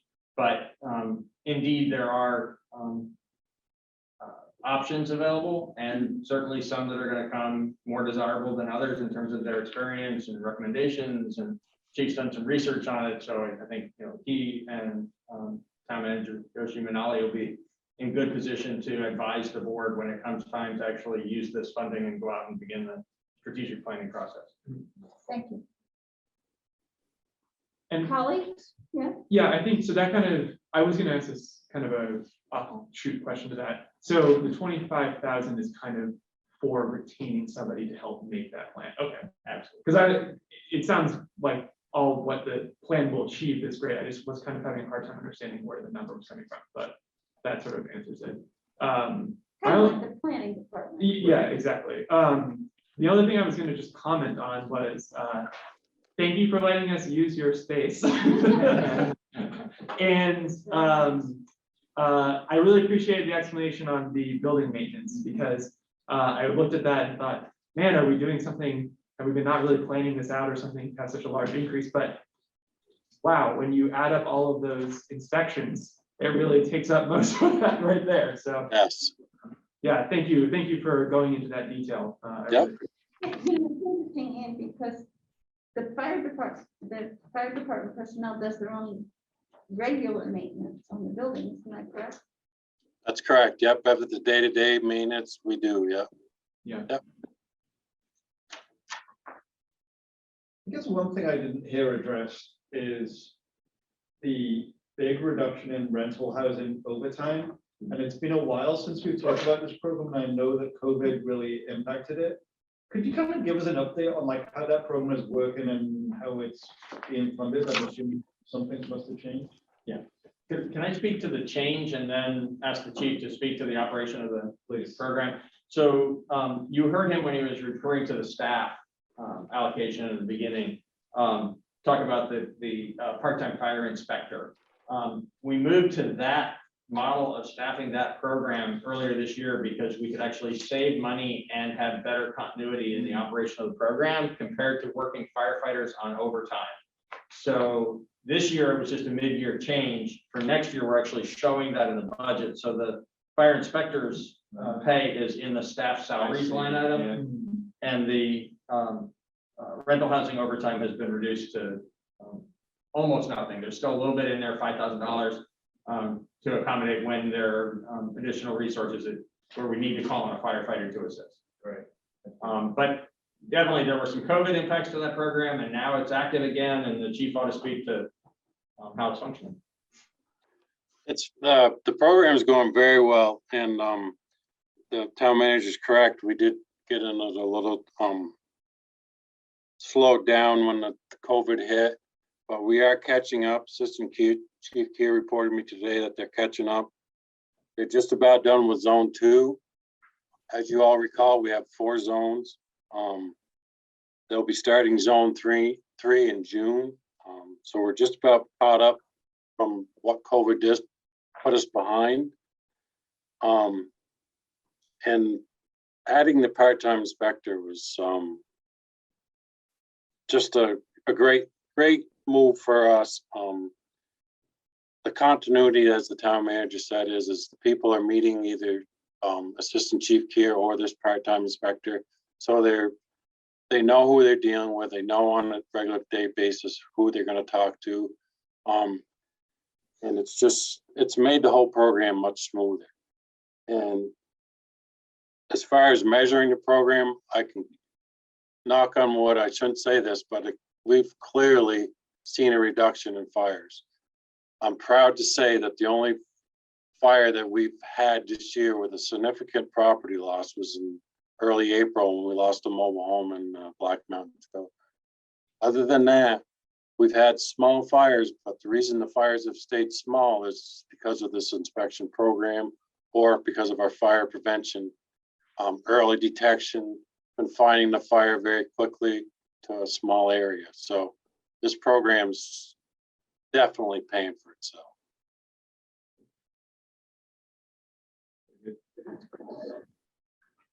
More comments? Just a couple quick ones. Just wanted to comment on, just pick up where you were just mentioning, Lenny, the rental inspection and how the department in general seems to be ramping up the work and the success around prevention. I could make the joke that, maybe you won't need all the fancy ladder trucks and everything, but I won't make that joke because when we need it, we need it. And it's just, that much more peace of mind for our community to know that I'm not going to say that the rental inspection, you can't put a one-to-one value on that kind of thing. But certainly it's keeping our renters safer than they were before. So I'm pretty happy with the way it's going, and I'm glad to hear it's going to be ramping back up again. I did want to ask, and I apologize that I don't know, I can't suddenly remember where I read about this, but there was some literature about the sale of the water rescue and the shift in the strategy for that. Did you mention that briefly in your presentation, but then I zoned out, or did I read it somewhere else? No, you're right. We, as you know, we did have a dive team back. We've had a dive team for many years, and we got to the point where, again, there wasn't a lot of divers, and the divers that we did have were getting up in age, and we weren't getting any new blood to come in to take their places. So we didn't want to have a false sense of security for folks to think that we have a dive team and not be able to provide that service. So we pulled back on that. We still do water rescue, swift water rescue, but we did have got a grant probably 20 years ago, 25 years ago for a large boat through Homeland Security. Assistant Chief Keir did a lot of research on whether if we did sell that or whether we could retake the money and put it into something else. And we did get the approval from Homeland Security to do that. We just most recently got a UTV, which is going to be extremely helpful. Obviously for off-road incidents or when the streets are closed down for a parade or a street party or something, we're able to get this piece of equipment in much easier. It'll also have a skid unit that goes in the back. So if we do have to go out in the wilderness to get somebody, we can put the patient on a backboard, lay him down flat, and then the provider can sit right next to him and provide treatment to him. So that's what we've replaced the boat funds from. And what's the U stand for? The TV is terrain vehicle, right? Utility. Utility, okay. Yeah. I was worried it was a submarine underwater. And I formally just want to apologize for hassling you about your Ford Explorer at our last meeting. No problem, Tim. I thought he was gonna ride in your minivan or something. You know. Well, actually, if you're selling the Ford Explorer, I am looking in the market, so Okay. what you're asking. Yeah, I'm sure that's no I'm conflict. of sure interest. it's an arm's length negotiations there. It'll be a trade-in for the new one. All right, Peter. I have a serious question. Lenny, you mentioned about the, oh good heavens, the call force being greatly diminished. Mhm. And I've heard, the volunteer fire departments have been struggling for a while now, and, I guess this is a similar kind of story here. So if there are people in the community that are interested in, becoming a call firefighter, what do they need to do? They could go to the town website and fill out an application, just like you do for any job, and they get sent down to us and we review them. And What they should have. I'll let Assistant Chief Keir talk to what it actually takes to become a certified firefighter 1, and it's a lot of hours. It's a big commitment, but I'll let Assistant Chief Keir explain that more to you. So when we look to get a firefighter in, whether they're call or career, as a town, we ask, how can you do this job, and how can you do it to the best of your ability? Part of that is getting those folks in here. Once they're through the door, we put them through a firefighter 1 program. That's about 184 hours of training that typically happens outside these walls. So it'd be with the Vermont Fire Academy. Sometimes those courses are held within Windham County. Sometimes those courses are held in other parts of the state. So, and they also are scheduled, meaning they don't always happen on a regular basis. For example, we currently have a Firefighter 2 program happening in Brattleboro now. The next Firefighter 1 program that would happen in our area will most likely be next fall, but it could be as late as 2 years from now. So just because a person wants to join the call force, and because that scheduling is so far away, should not deter them from walking through these doors to say, hey, can I be useful to you? And we would definitely encourage that. And as the chief said, if anybody has any questions along with what we do or an interest, come to the doors and we'll show you around, and we'll give you the tour of what we do. Great, thank you. Yes. Hi, it was Hi. great, such like this thorough presentation on the fire department, being the newbie on the board. It was really great to get a really full overview of all the stuff you do. The one comment I want to make is just enthusiastic support for your idea about getting this strategic plan done. I think that not only is it a great asset for the fire department to see how to deploy their resources and be of best service in community, but it's also a great way to engage community members in knowing about the fire department. So while it's like a unique expense this year, I think it's really valuable. So thank you for putting it on there. Thank you. All right. Are there members of the public?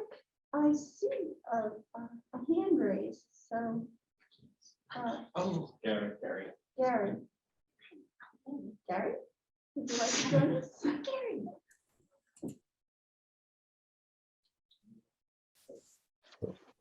Oh. All right, it's powering up and here we go. Perfect. I just want to say thank you guys and appreciate what you're doing to keep Brattleboro safe. and secured and protected all the way across the board. My question is for Howard. Howard, you mentioned about volunteering and all that. I don't know how much you have any press release. I have my EMCT certificate that retired. So I guess the question to ask is, what's the age?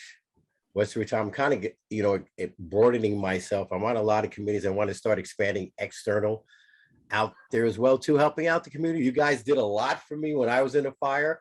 I have to say they were there for me even after that, like a family. How are you doing? How's your daughter? I mean, that's family oriented. I said, that's a place I would like to volunteer my services at as well also. And the final question is, I don't know if this is an extra expenditure or an expense. I don't know if you guys have ATVs or drones and things like that in places you can't get into. If there's a forest fire or somewhere, wherever, if it's hard for you, do you guys have that, or is that something you would consider down the road also? The UTV is an ATV, Gary.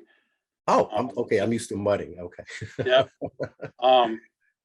And we are very much in the Assistant Chief here and a couple other staff have been looking into drones, which would be a great tool, not only for the fire department, but for the police department as well. Great fire prevention tool. As far as people say, well, what do you mean? How can it be a fire prevention tool? Because one, we can put it up in the air, look at the roof, when we go out and do inspections, see the top of the buildings.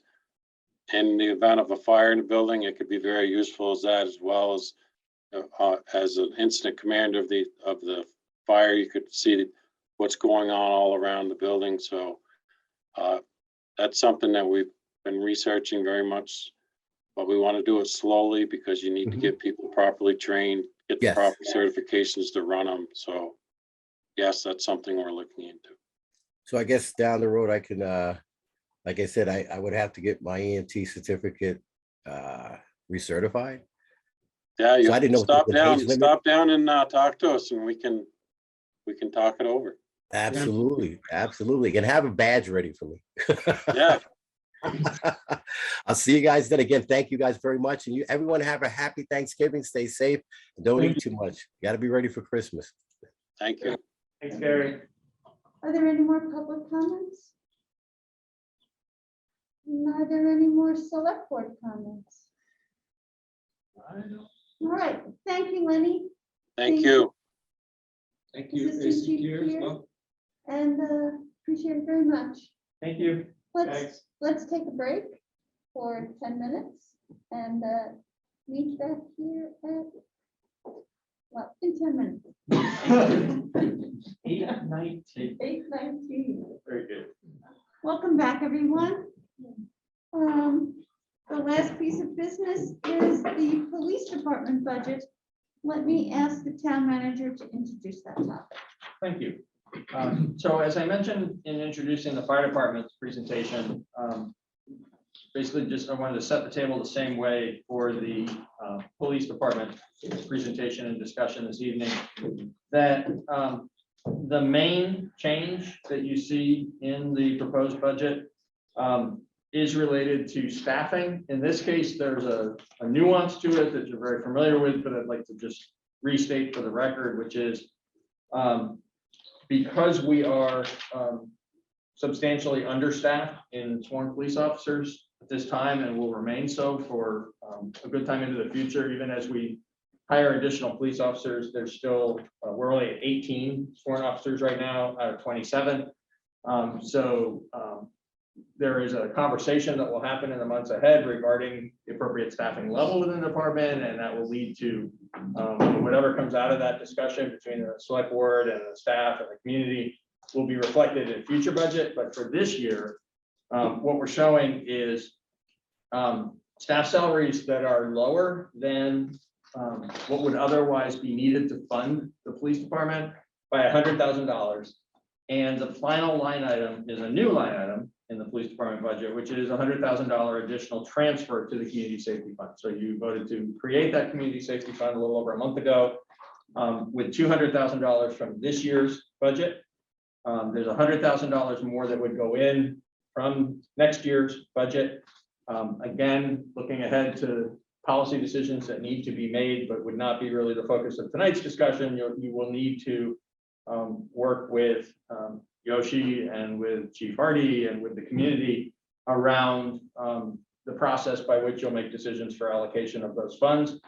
For the review of the police department's budget, I would suggest that the allocation of those funds is the point of consideration for the board. Not allocation out into the community, but allocation within the budget as a transfer to the community safety fund. And that the staff salaries and benefits are adjusted, again, as I mentioned, for fire, based on the collective bargaining agreements that were approved this past fall by the select board, and calculated by Patrick Moreland and me. So Chief Hardy will present to you this evening. She'll likely address, a variety of things that you might be interested in, as well as things that she wants to highlight for you. But I want to make sure that it's clear that the funding that's proposed for the staffing level came out of the town manager's office. Chief Hardy will speak to a component piece of that in great detail, which is the requested additional position for a civilian evidence technician, a position that I think is important to provide, given that it will provide an operational improvement and a civilian position for what is now being performed by a number of different sworn officers. I just have a question that directly is about what you just said. So when you say salary, we're talking department head salary, staff salaries, vacation buyback, we don't have much leeway about that. Educational incentive, overtime, police outside overtime, holiday pay, auxiliary staff, clerical, that's all falls under That entire first page, or everything you just named, are all things that are calculated out of the town manager's office. Yeah, absolutely. And the same was also true for the dispatch. That's section as correct. well? For the compensation related line items in dispatch, the operating related line items in dispatch are proposed by the police department. Very good, thank you. Chief. Yes, hello. Okay, hello, everyone. I just want to cover a couple of things. I also have with me Detective Lieutenant Jeremy Evans, who is a senior officer on the Brattleboro Police Department and who runs my criminal investigation unit. First of all, I'd like to say, I'd like to go over the mission statement of the police department. Me being here this short amount of time, I think it's very important that we remember what has been set for the standards of the police department by the prior chief. The Brattleboro Police Department is committed to providing a safe, peaceful, and prosperous environment for our community by policing in a manner worthy of respect. While serving the community, we recognize the differences in the conduct of people who need our help, those who make poor decisions, and those who choose to victimize others. I think that is extremely important for us to remember that when talking about any request that the department makes, and also the requests that are made of the department. Those who choose to victimize others is particularly what we are, what I reference when I talk about the need for us to have our community outreach and the need for us to be a part of the community, so that the community feels comfortable in contacting us and letting us know when these issues arise. I personally, since I've been here, I've reached out to anyone who wants to have contact with me in the community. I've gone out to the community, I've answered calls that have come to me personally. I've backed up officers on certain calls. I've walked through neighborhoods, I've visited businesses. And I will tell you that when Peter talks about the 18 officers we now have and the shortages that we are experiencing, I just wanted to be made clear that that 18 number includes myself and my captain, and also that it includes 2 officers that I really cannot utilize at this time because one is still in training, he's in a field training position, and one is in the police academy in Pittsburgh. So that has cut our ability to answer some of the over 800 calls for service that we get a month. These are calls that are not officer initiated.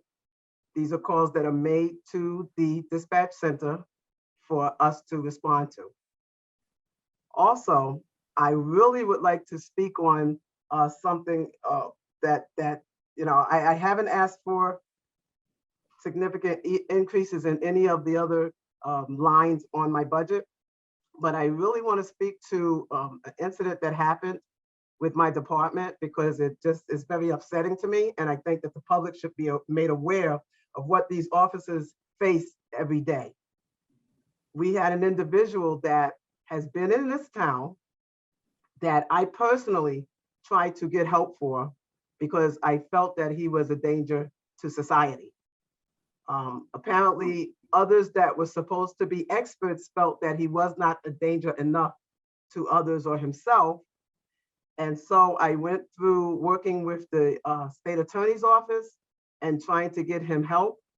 I went through asking questions of other services in Brattleboro because I know that there are other services that are being offered in Brattleboro, and I feel that Brattleboro really offers a lot of services if people are willing to utilize them. And this also takes away from there having to always be a police response to some of these incidences. So that, unfortunately, this individual was destroying property. He was destroying people's cars. He had been doing it for some time. He had been doing it in other parts of the state. So once we encountered him and we had him in custody, we asked that he remain in custody. He did not. He was released.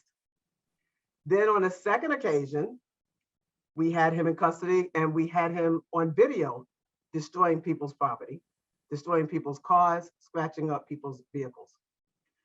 We asked that he remain in custody and be checked out and maybe offered services for mental health issues. He was not, because he did not fit the proper or the criteria in place. So he was again released. The third time he was, that we had to encounter with him was that he actually was in an altercation with another individual and my officers responded. At this time, one of my officers was viciously attacked and injured by this individual. And I say this because when we talk about what we ask for as far as the police department, I think that I always have to speak on the human toll that it takes for officers to be out in the streets and doing their job. We tried everything we could to help this one individual and didn't get to the point where he received the help that we knew that he needed. And we didn't take it from a police standpoint. We took it from a human standpoint also, and it didn't work. And as a result of that, one of my officers was injured. And for me to have to operate my department at these low numbers to begin with, and then have someone injured and have to be out, it cost the department dearly. So therefore, you may see increases in like by overtime. That's nothing new. I've researched the department from the past years, and I've researched the select board meetings on budgeting for the past years. This is one of the times that this department is at its lowest numbers. And so recognizing that and meeting with town manager's office and deciding to create the fund that was created, and knowing that moving forward into the fiscal year 23, that we will still be able to put money into that fund and still be able to increase our numbers a bit to be able to handle this load of 800 calls per month that we're handling right now. When you talk about COVID, I just want you to remember also that when you're talking about COVID, the police officers have to respond to these calls regardless of what the situations may or may not be. So therefore, I want you just please to remember that all first responders are put in a position that most people do not want to be in. And when it comes to something like this, they are all been exposed to a numerous amount of different things. But since COVID is on everyone's mind, I feel like I would be remiss if I didn't say that and speak on that. So I just want you to be aware of that and keep that in mind. So like I said, I'm not increasing any of my requests on my lines. You know, we do handle so many calls, and I do want to give the lieutenant a time to speak for us, because I think he can represent the situation for the position we're asking. I think that he can represent it very well for us. And with his expertise in the investigative part of policing, because I think that a lot of times there's no knowledge of what happens after patrol officers respond and actually catch someone or has to respond to something that needs further investigation. So I think it's important for us to speak on that, and then you will realize why this position is something that we absolutely need. I think that I can't, for us to ask this position is not an unreasonable request, because it will take away from me having to lose sworn officers to perform these very, very delicate duties. And it can be a position for a civilian, a trusted individual, nonetheless, but not a sworn officer that I can utilize in my other operations, daily operations that I need to do. So at that said, I will turn it over to Lieutenant Evans.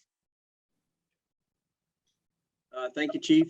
And although I'm not sure I thank you for setting such a high bar before I started talking, but we'll see how it goes. For the board, I know I've only met a couple of you, so just to introduce myself, I'm Jeremy Evans. I've worked for the department for the town of Brattleboro since 1998, and graduated the academy the year before that. Got a master's degree in criminal justice along the way. Currently running the investigative unit for the department. Been doing that since 2016. So that's me. What the chief has me here to talk to you about today, I believe you all got a memo on from her, which is the position of a civilian evidence technician for our department.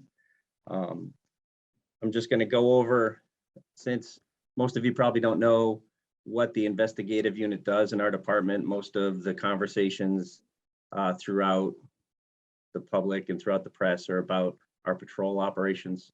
A lot of times, most people don't hear about the investigative part. I'm going to go over our investigative parts that we work on, just so you can see how that all fits with what we're asking for. So if you have any questions, please let me know as I go through and explain it.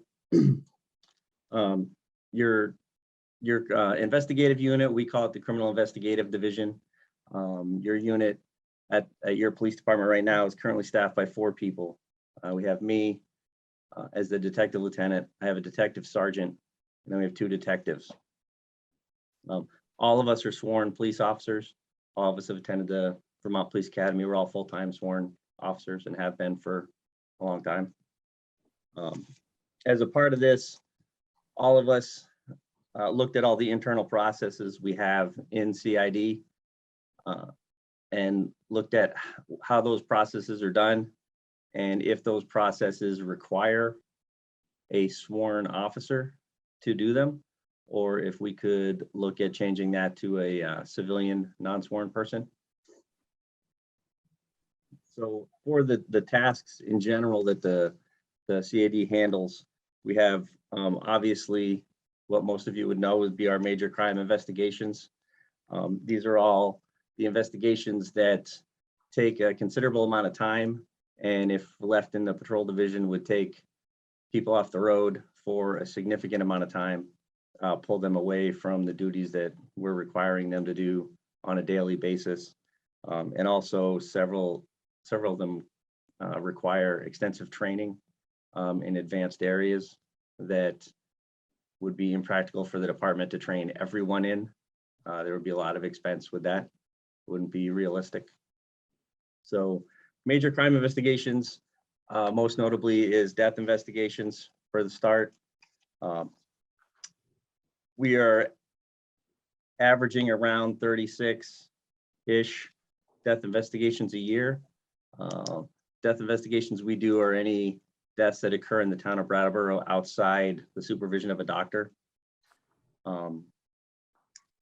So those can be natural deaths from people that just pass away, but there's nothing suspicious occurring to it, all the way through suspicious deaths, overdose deaths, or homicides.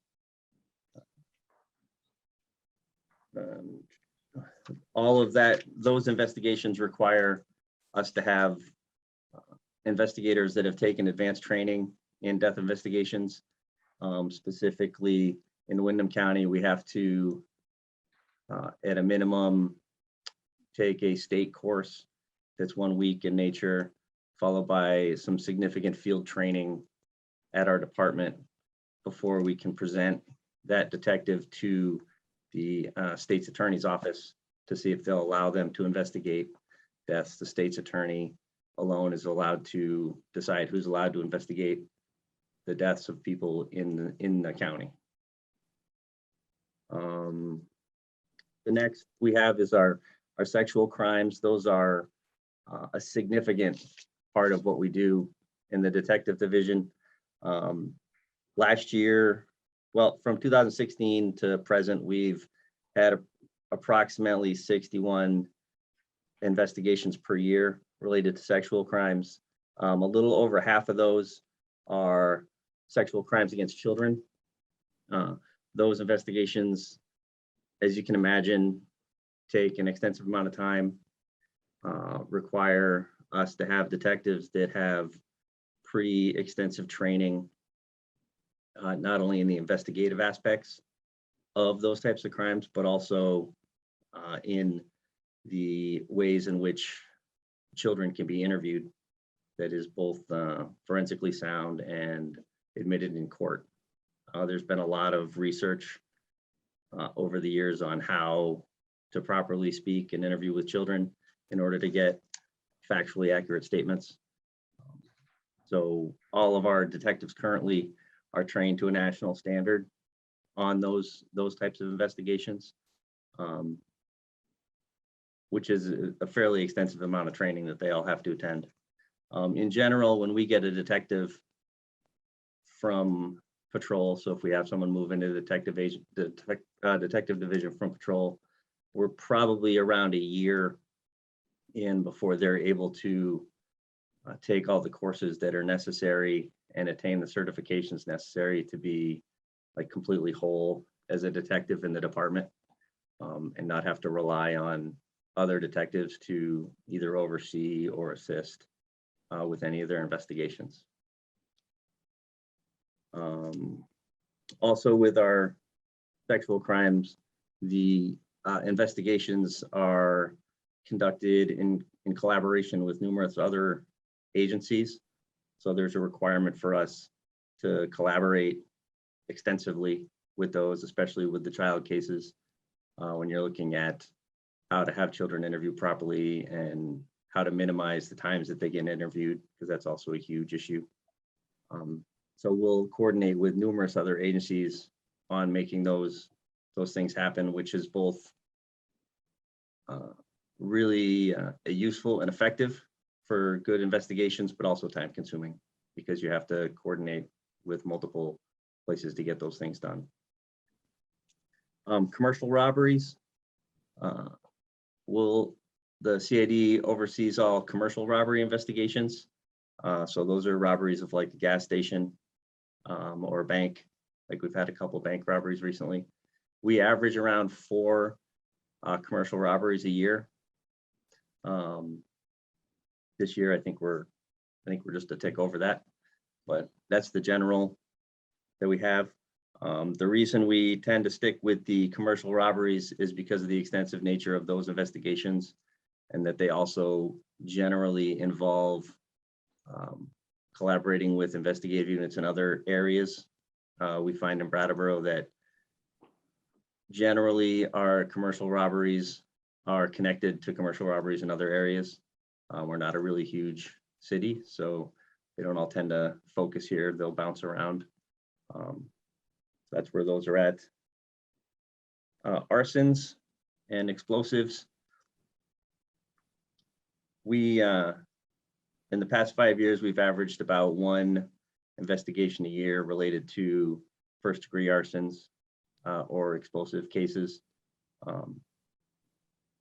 Those we coordinate with the Brattleboro Fire Department with their investigators for arson investigations, and also with Vermont State Police with their arson investigation unit.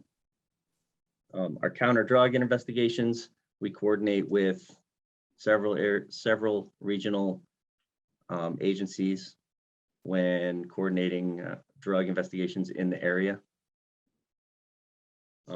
Background investigations for us, we do all our own background investigations on potential police applicants for just the police officers, not the other positions. Those are very extensive. We do a considerable amount of work on those to make every attempt we can to ensure that we're getting solid, reliable, responsible employees hired to be police officers here. And major crime assistance, we do, we'll take patrol officer cases. Patrol officers will regularly make arrests for major crimes or crimes of significance. A good example of that is domestic assaults. There's a lot of literature on domestic assaults and the significance of those crimes. There's also a lot of investigatory work involved in investigating and prosecuting the crime of domestic assault. A lot of that work just isn't reasonably done by our patrol officers. And what we've found here, along with other departments, is that the initial arrest will get done, the initial probable cause case will get presented, but often the investigative work on the back end might fall through. They might miss talking to neighbors, they might miss getting security cam video from places that might have seen what happened. They might miss talking to key witnesses. They might miss getting follow-up photos from victims.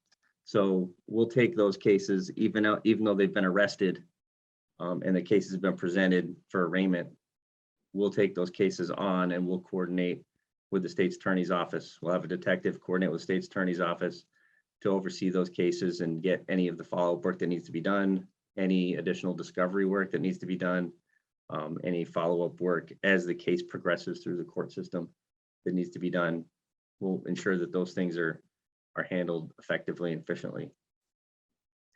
That goes for several cases, mostly felonious, except for the domestic assault. Those are generally misdemeanor, but several felonious cases where even though the arrests have already been made, we'll still dive into those cases to make sure that everything is done the best it can be to get the best case possible moving forward.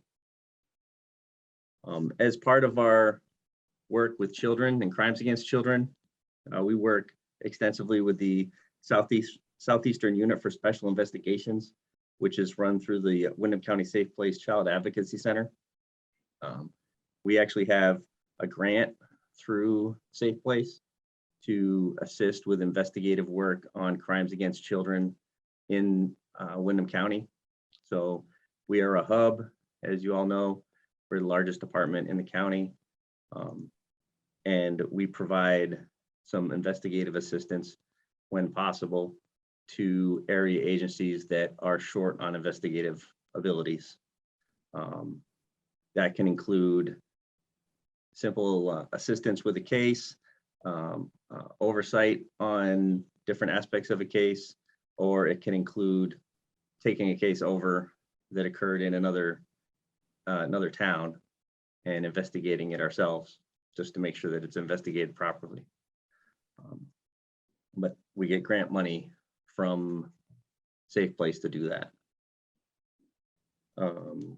Additionally, too, with Safe Place, all of our child sex crimes and most of our adult sex crimes cases are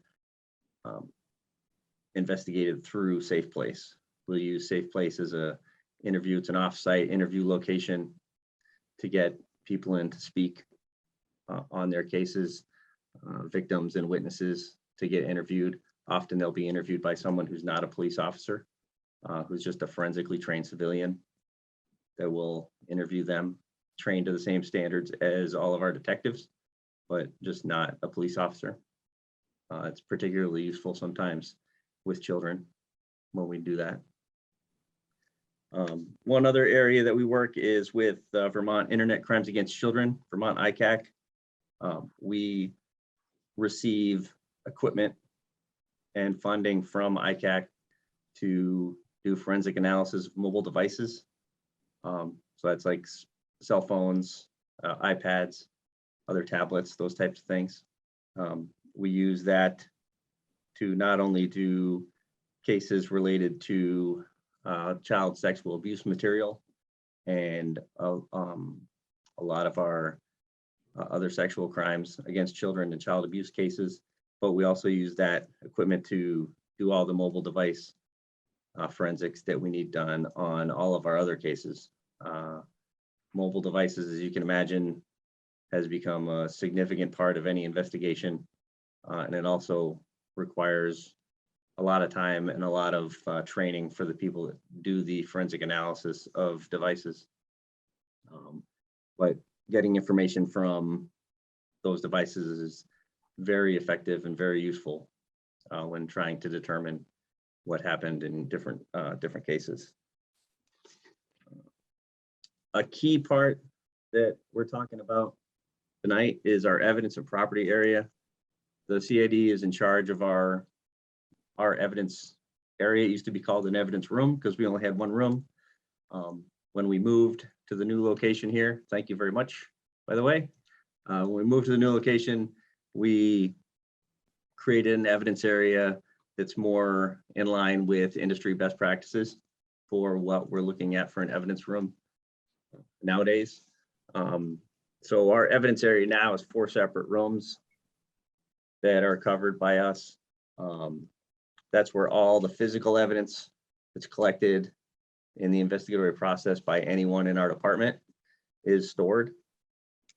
As you can imagine, the security and accountability of such a room is paramount, to say the least. That room alone affects every single criminal case that the department has, not just open cases, but every single criminal case that has evidence. We have evidence in there. Depending on the cases, we do make every attempt to turn evidence over and get, we bring it in. In a perfect world, you bring the evidence in, and at some point that evidence leaves and doesn't come back because you don't need it anymore. But there are some cases where we have to keep evidence forever or for at least a very long time, longer than I've been here. So we have evidence from some cases, notably homicide cases, that goes back easily into the 50s in our evidence room that's in storage in case it's ever needed. That would be open cases too. That would also be cases like sexual assaults that haven't been solved. So we have a whole section of sexual assault kits that have been secured in our evidence room. Some of those are from open cases. Some of those are anonymous kits that have been done at the hospital. And the person who had the kit done hasn't yet come forward or decided whether or not they want to come forward to move forward on their cases. We have all of that in there to go along with the evidence that we take in on, patrol officers would take in on simple cases like, larcenies or possession of cocaine, things like that. So evidence property intake, like I said, everything comes into those rooms. Right now, there's 2 of us that are in charge of those rooms and do all of the work related with all of that evidence, in addition to our regular responsibilities that we have. When we take the evidence in, everything has to be, we have to ensure that it's properly and safely packaged and for safe handling, and is tracked in a computerized database so that we have knowledge of it being there and it's easily accessible. Not just the product is easily accessible, but being able to document what we have and where it is moved once it's gone into evidence. lab submission and retrieval, we take on a monthly basis. We travel to the state lab in Waterbury. It's about a 2.5-hour jaunt when it's not snowing. But I can tell you that you'd be amazed at how many months out of the year it is snowing on 89. But we go up there about once a month to take evidence up. Sometimes it's more than that. There's some state restrictions on or requirements on things like sexual assault kits. They have to be presented to the lab within 3 days of us receiving them. So we may do more than one trip a month. That obviously takes an extensive amount of time. Not just taking things up and turning them over to the lab, but the process of retrieving items from the lab and entering them back into our database when they get here. The lab runs on a different database, a different computerized database than we do. So it's not as easy as just picking it up and transferring it back. Like, it has to be re-entered and allocated for when it gets here. Property returns, like I mentioned before, in a perfect world, everything that we get in, we get to make leave at some point. A lot of that is true. If we have someone who can on a regular basis review the paperwork that comes back in from the state's attorney's office on the criminal cases, and review reports and requests from our patrol officers and detectives on cases that don't actually go to court, like investigations that get open and begun, but there's no criminal charges in the end. And at some point, we no longer need the evidence that we have. Having a person that's able to go through and review those things so that we can then identify what property can be returned and connect with the people that own the property to get it returned to them, assuming it's something we can return, is very useful, but it's also very time consuming, and causes a big backlog here when we're not able to do it on a consistent basis, such has been the case lately. And by lately, I mean probably the past 3 years. We've had a little difficulty getting that done on a consistent basis, just because of the amount of time that's needed to do it properly. Court testimony and evidence delivery. Evidence custodian is responsible to be able to go into court and testify about the chain of custody for any evidence that we have.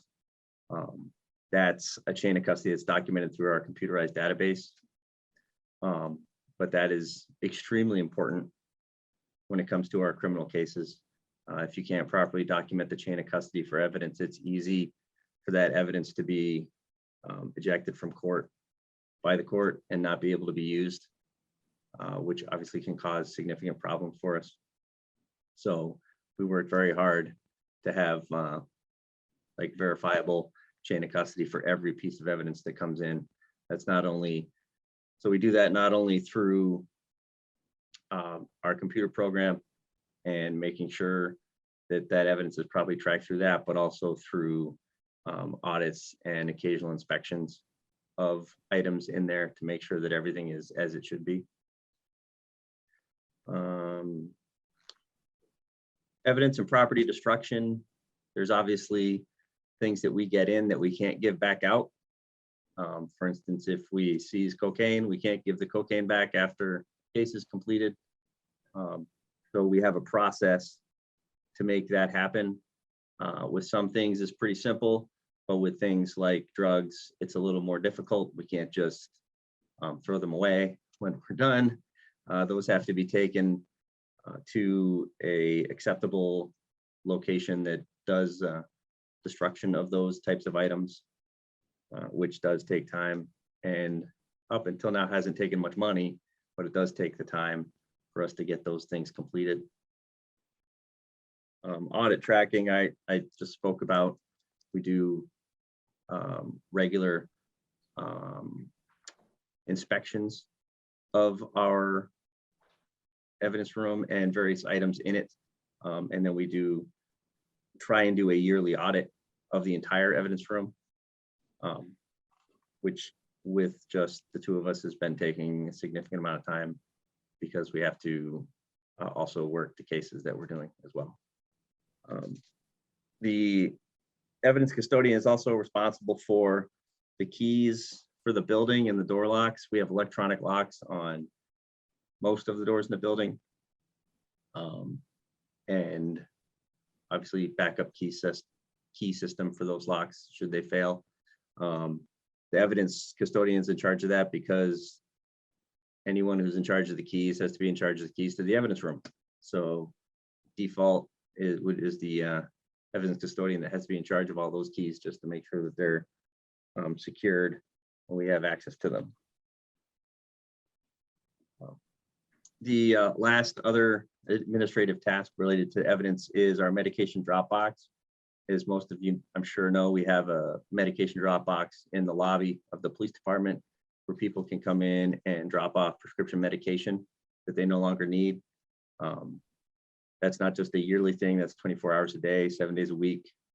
Anyone can come in here. Any person come in with personal stuff, not businesses. Businesses can't come in and drop off all of their prescription medications. Like, can't have doctors' offices come in and do that. They have procedures for that. But for people that have prescription medication that they no longer need, or if you have an elderly family member, for instance, that has a bunch of medication that they no longer use, that's often, we see that often, that all that can be brought in here and dumped free of charge.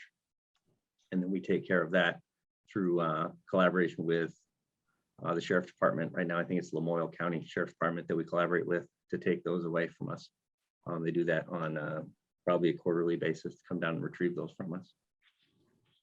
So the evidence technician, well, if we can bring them in, they're going to do a lot of the administrative tasks that are related to all of the evidence that would allow our detectives to take more time with their actual investigative tasks that they're required to do.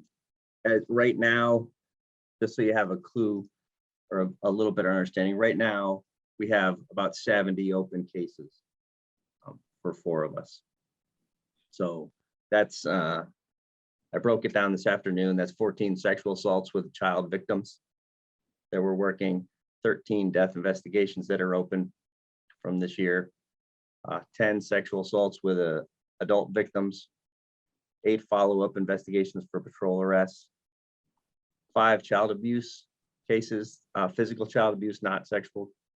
Those get broken out separately for tracking purposes, 4 missing person cases, 3 extensive domestic assaults that the detectives are handling, 2 cases of child sexual abuse material, which you might know as child pornography, and 11 cases of assorted nature, be like frauds, I think 1 aggravated assault, but other cases that we've picked up.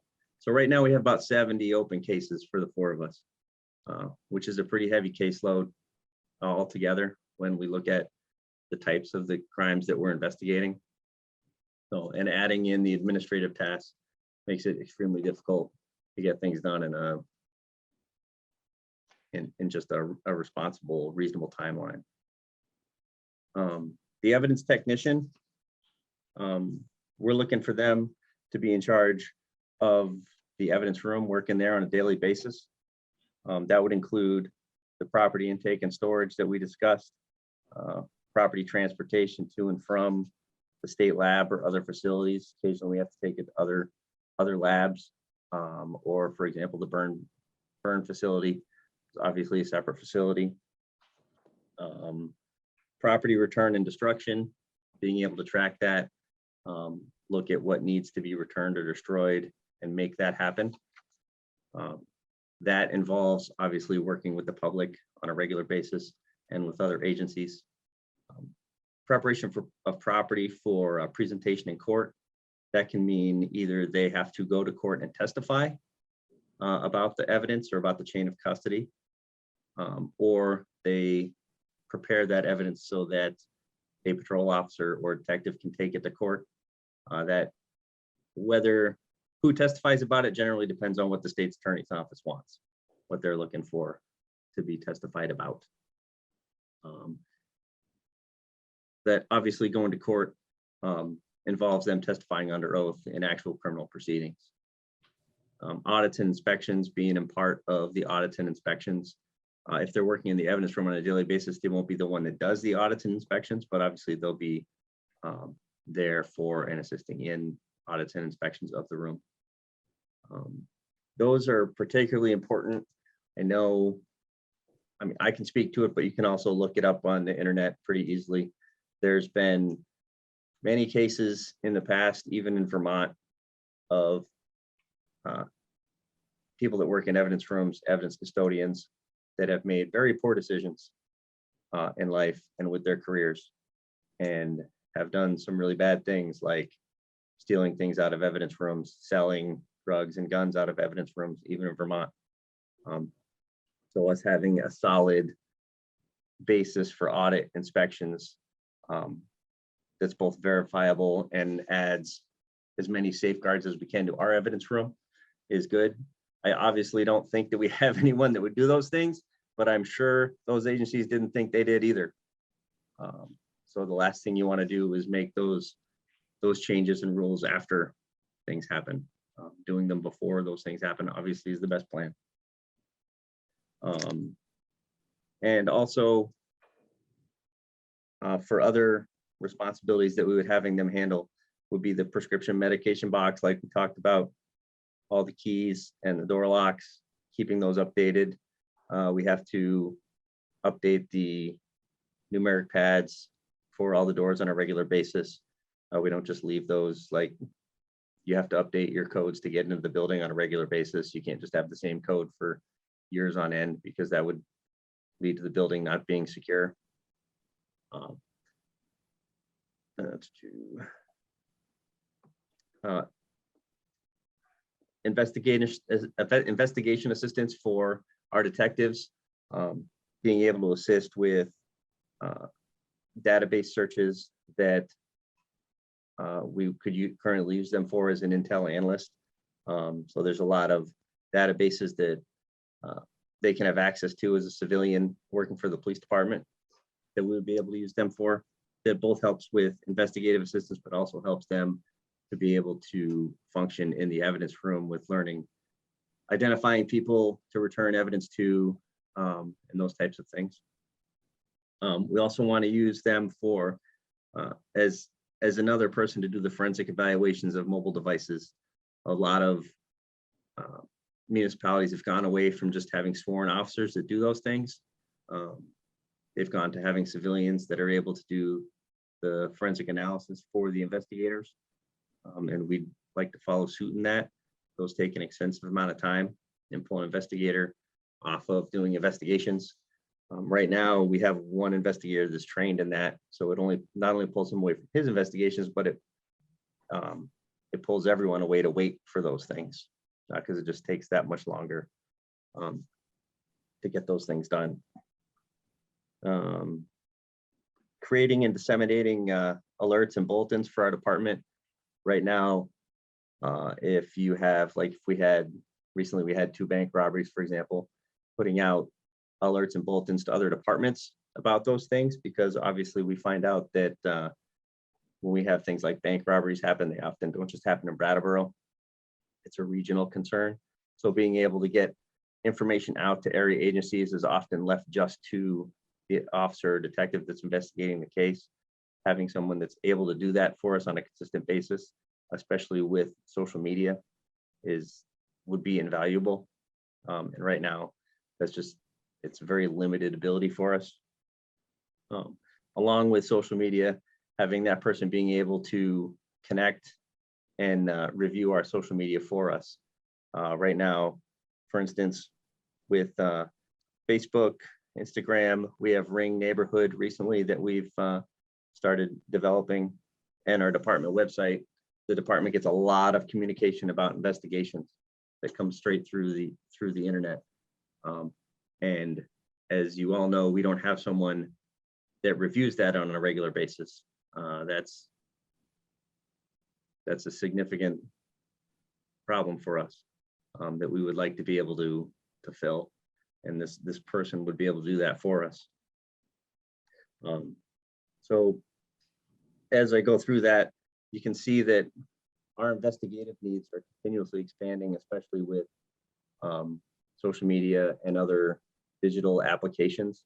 And those things take an extensive amount of time that just a few years ago wasn't necessary for us. But we're finding now that takes a lot more time in an investigation. And there are things that we can't just ignore because they're extremely important parts of investigations. Indeed, not a lot, but several of our investigations are almost solely on the internet. So those types of cases, we don't have any choices but to do that. And investigating those types of things takes a lot of time. Sending search warrants and subpoenas to companies and organizations in other states and sometimes in other countries is very difficult. We've had cases where we've had to send search warrants to the federal government so that they can send them to police agencies in other countries such as Sweden, just to get investigative needs taken care of. All of that is difficult and takes time. So that's what we're looking for in this position. And I assume you have a lot of questions from that. Well, Amy, let me just begin by thanking you for giving us this eye-opening, sad, and serious window into your work and the need for this evidence technician. I'm going to ask Mr. Elwell if he has more information to provide to us. Sure, just two quick things. One is I wanted to note that State's Attorney Tracy Shriver had sent a letter into the town last Friday recommending that the select board approve this requested position. That letter is in the record. The select board members have received it and it's on the town's website. And I just wanted to note because this is a budget meeting and all this focus on the details of CID and the value of adding this citizen member to that team. I think it's just important to note that the salary anticipated for this position is $50,523 for the first year. But Peter, we are not acting on anything this evening regarding this position. It's just part of the budget. Right, so as we go along, you can act on any particular aspect of the budget, or you can just take it all in and then make your decisions in December. You have, as we've gone along, raised several different issues to come back to. So, you could proceed as you deem most appropriate this evening in terms of what you've heard this evening.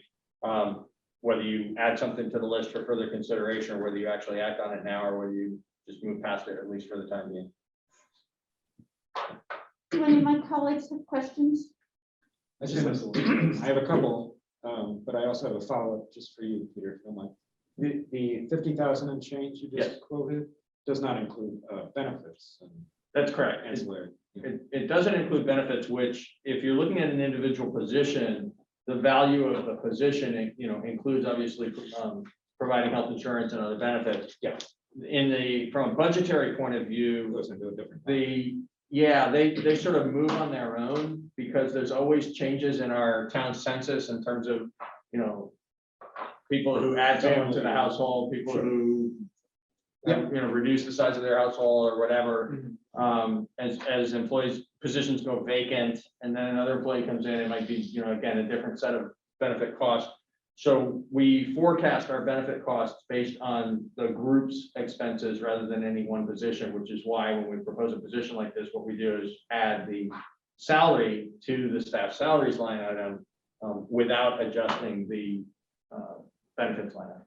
Yeah, and I want to just make that point, just so when we continue our discussions down the road, Sure. that we do have a place marker and we maybe add whatever appropriate extra when we're thinking of the position.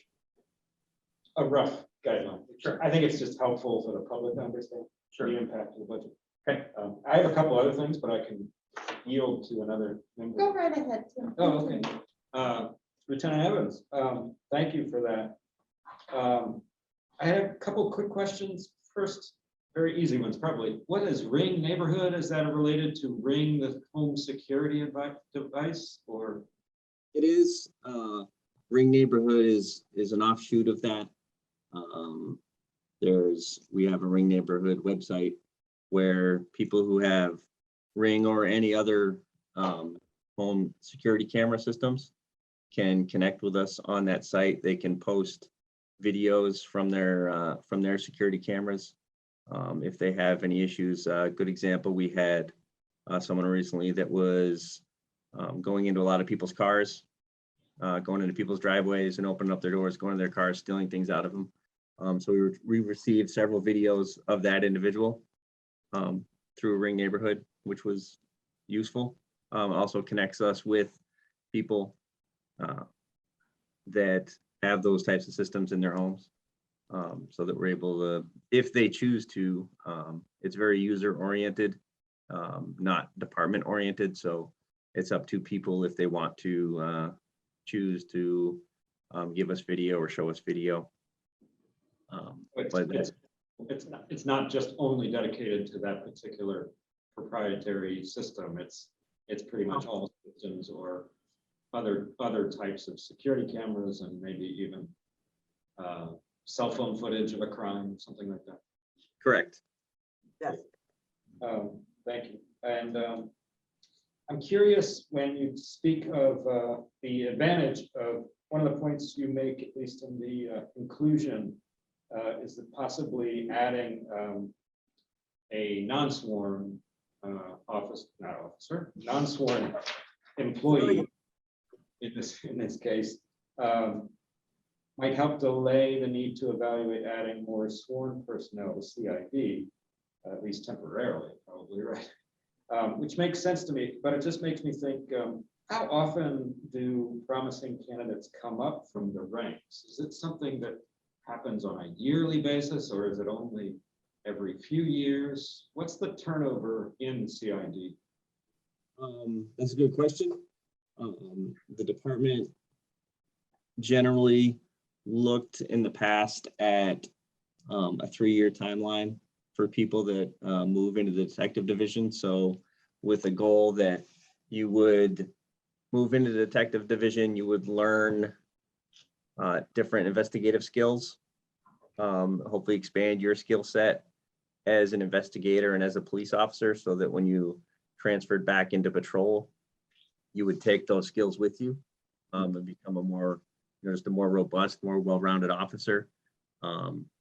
What we're finding slowly but surely here is that the amount of time and training that we have to put into detectives to get them up to speed to do investigative work in today's landscape makes that difficult. Like I think I mentioned, just getting a detective up to speed right now for us, getting them through training in the various tasks that we need them to do is approximately a year's worth of time to get that to happen. So just getting them up to speed takes a year. I can tell you from personal experience that my move into the detective division took me about 2.5 to 3 years before I fully started to understand the difference and grasp it and really start to be able to work with it effectively. So probably a longer term, it's a temporary move. Patrol officers and detectives are on the same level.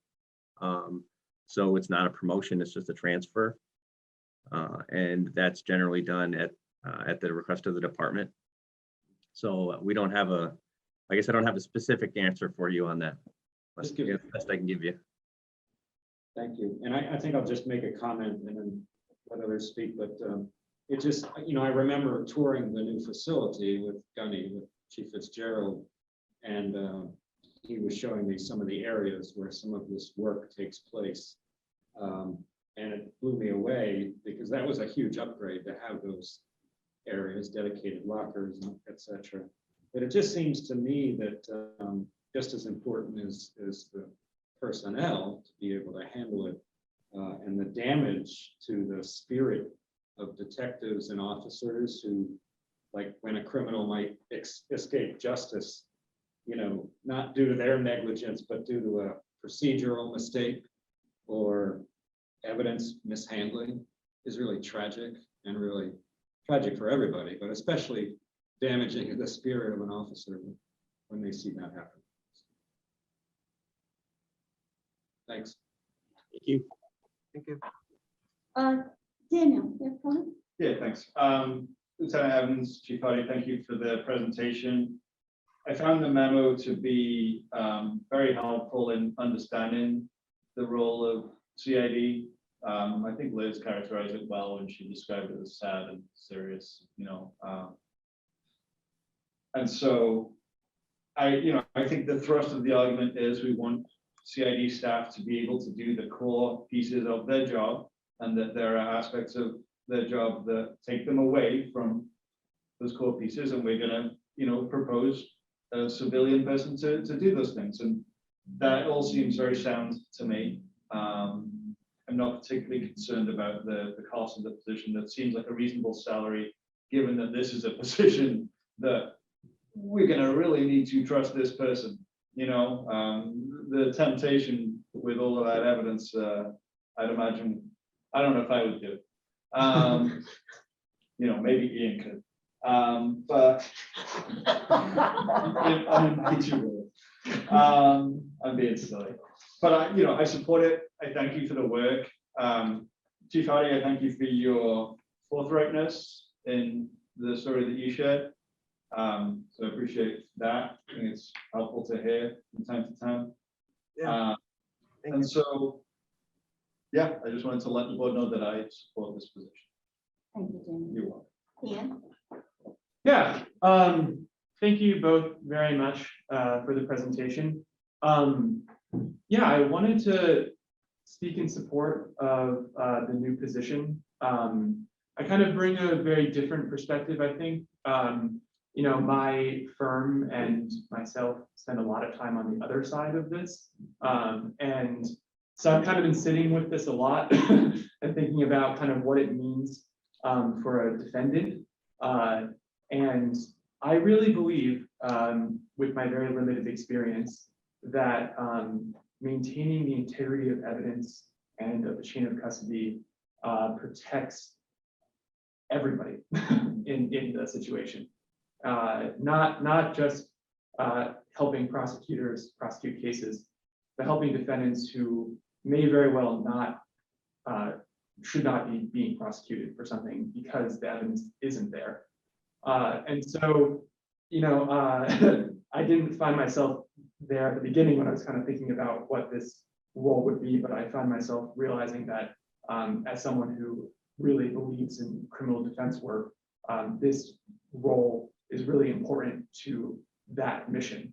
And so I'm fully in support of it. And I really appreciate the in-depth analysis that you gave as to why it's so important for the department to have this position. So thank you very much. You're welcome. Sure. Huh? I haven't yet, no. I would just want to echo everyone's gratitude for you guys, your work into this and presenting this and your time tonight. This is, I think this is a really great solution, Norma. I think this is a really great solution to the issues around, where you put your best resources. And I think this position will really enable the police department to put the officers where they need to be and prioritize their work. So I'm in support of the position. Great. I just have one little question, which is, what is VIBRS Yes. and The spelling? VLETS? Oh, relax. You happy for a second there? Yeah, Lieutenant, Do you want to take that, Chief, or do you want me to? you too. Um, Go ahead, Lieutenant. Okay, I'll be completely honest, and up front behind the scenes here. When I originally was creating a lot of this, obviously it was presented straight to the chief. So Chief knew what I was saying, and I didn't have to explain a lot. And then once she turned around and started presenting to to the town, then there was a lot more that I had to do in the background to make sure that I identified all those things so that people would understand what they were reading. And there's a few there that I didn't. So I apologize for that. There's Well, a no, couple. It's in the budget. This is on page 14 of the budget, and you didn't spend Oh. $7,500 of it this year. They're proposing to spend Yeah. fewer Yes. dollars. Yeah, oh, you're proposing to. I can speak to this. So I can't tell you what the acronyms stand for. Perhaps one of the two officers can for us. What I can tell you is this is our connectivity, our digital connectivity into the state systems. So there's a fee that we pay for being a user within the state law enforcement computer system, and that's what this is. Can I have a quick follow on from that? Yes. Just whilst we're in the state system and databases and whatnot. So they were using Spillman Correct. for a long so this sort of purpose, and then there was supposed to be a transition to Valco, Yes, which is a state system. Yes. And there was a problem with that. yes, it's been delayed because of that problem, but it will still occur. Chief, do you have an update on the status? Yeah, we've been pushed back by a couple of months. I think we were supposed to start, first it was November, then December. I think we're in January now, Lieutenant. Do you remember that notification? I believe the we latest started day in- is January. Yeah, January. And this will help us all be on the same page statewide with the data? Not everybody will go to Valcor. The larger departments are going to Valcor, and the users, what we're looking forward to as a user of this is having a modern system that will allow us to do much more robust analysis of the data, of the types of calls we receive, the types of services we provide, and where they're provided and when they're provided and to whom they're provided and who else is affected by that. Right. Our tracking is going to be much more thorough, and our ability to use that tracking to learn and make good decisions is going to be much more robust. So like trend analysis, Exactly. that kind of thing. Would it increase transparency as well?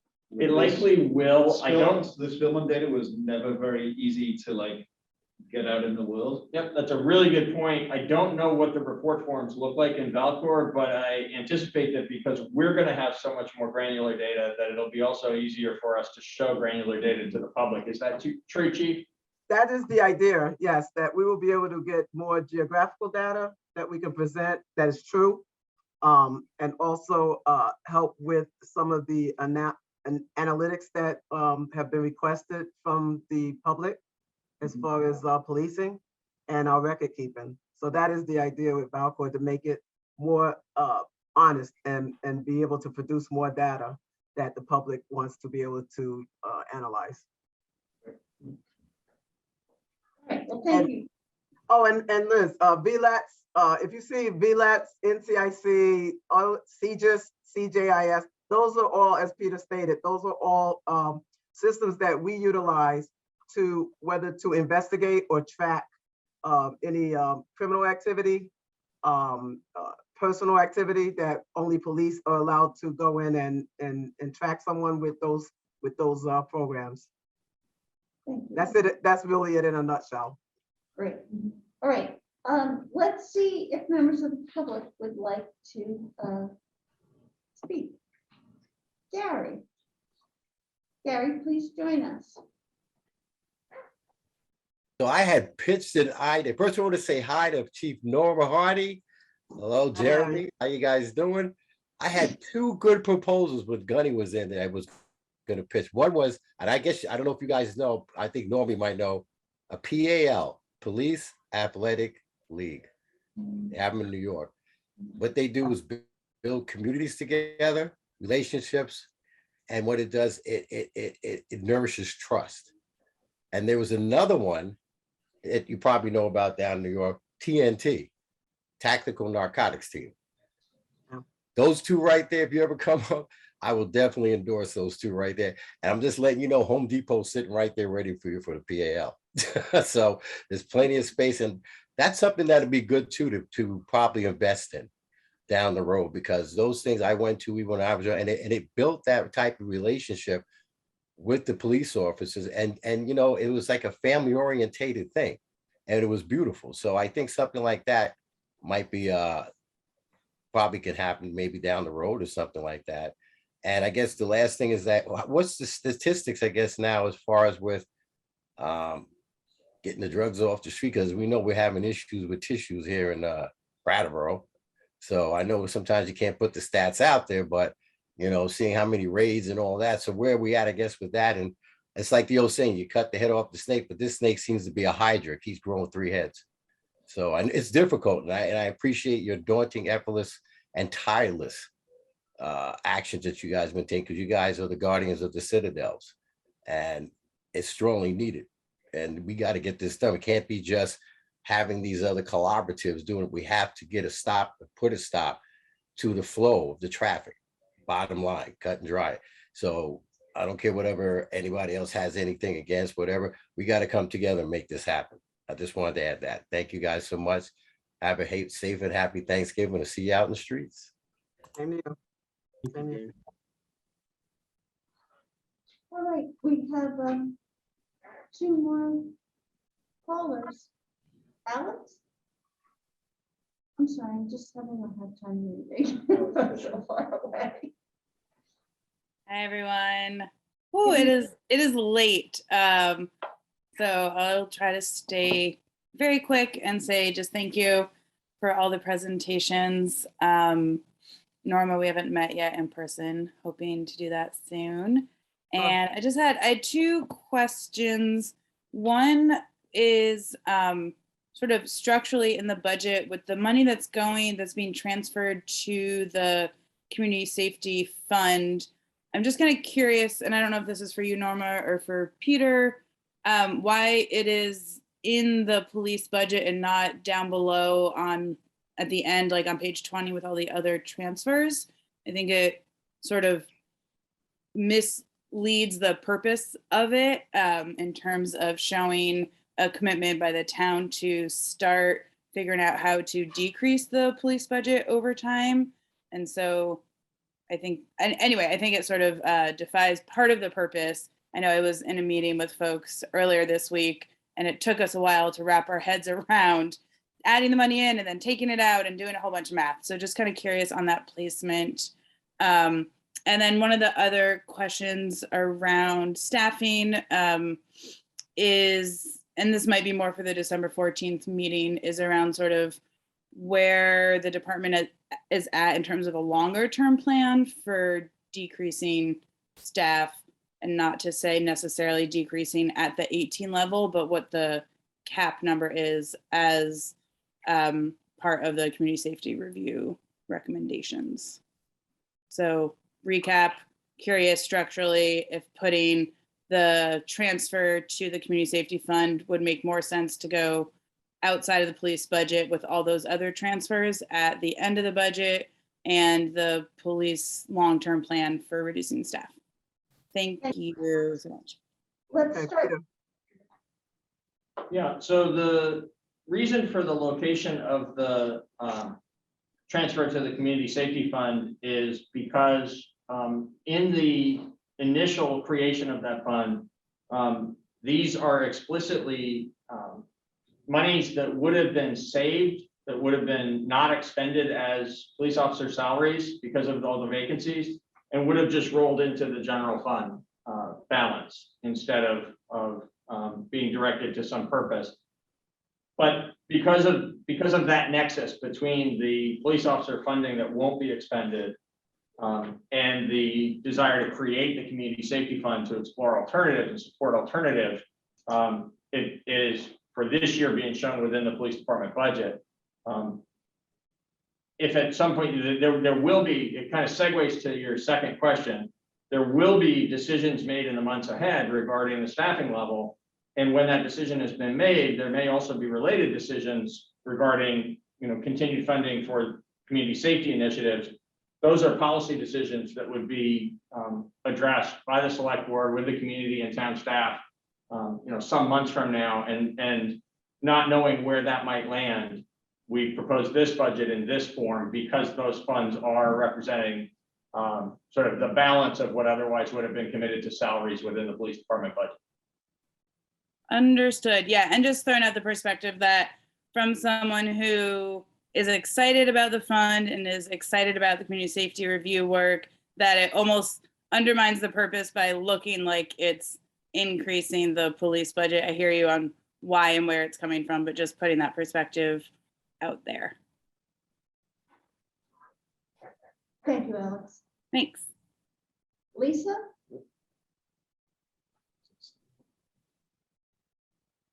We can't hear you, Lisa. Sorry about that. It's Lissa. Thank you so much for everybody's presentations tonight. And I just wanted to speak to what Chief Hardy was saying about how many calls you are getting for needing a response each month, and how few officers you have to be able to respond to those calls adequately. And it sounds really, really difficult and heartbreaking. And I was reflecting that this is actually an amazing opportunity for us as a town to create another support system to help with those types, some of those calls, and to, given the difficulty of finding new officers and the shortages on the police force right now, it seems like an opportune time to create some alternatives and to help community safety be better and better and better in our town. And along those lines, I am really, really excited to hear more specific plans about how the police force is going to be, the budget is going to decrease over time, according to the community safety review.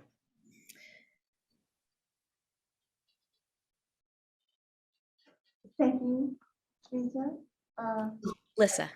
Lisa, again, there will be a meeting on December 14th where the community safety review will be discussed.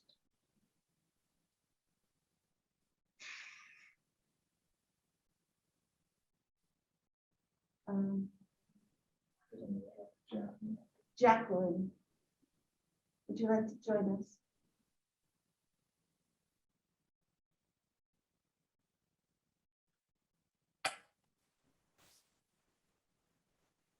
Hi. Hi there. Well, I think that's, it's been really wonderful to hear how the two departments in our town have been working so hard to really hear the real details about what is being done to keep us all safe here. So I find it to be very interesting to hear all of the details. And I thank Chief Hardy and Lenny and also Jeremy Evans. Hi, Jeremy. I know you from a long time ago from Chad.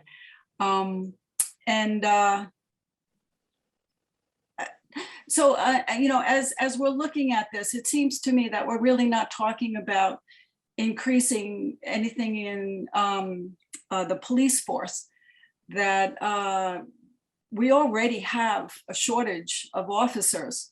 So I don't see that the discussion right now should be towards decreasing, our police force, because it's already decreased. And considering the number of cases that they have, calls that they have to answer, every week, I cannot imagine and having to have all of those calls deal with public safety and trying to figure out, which of those calls are best served and by which team.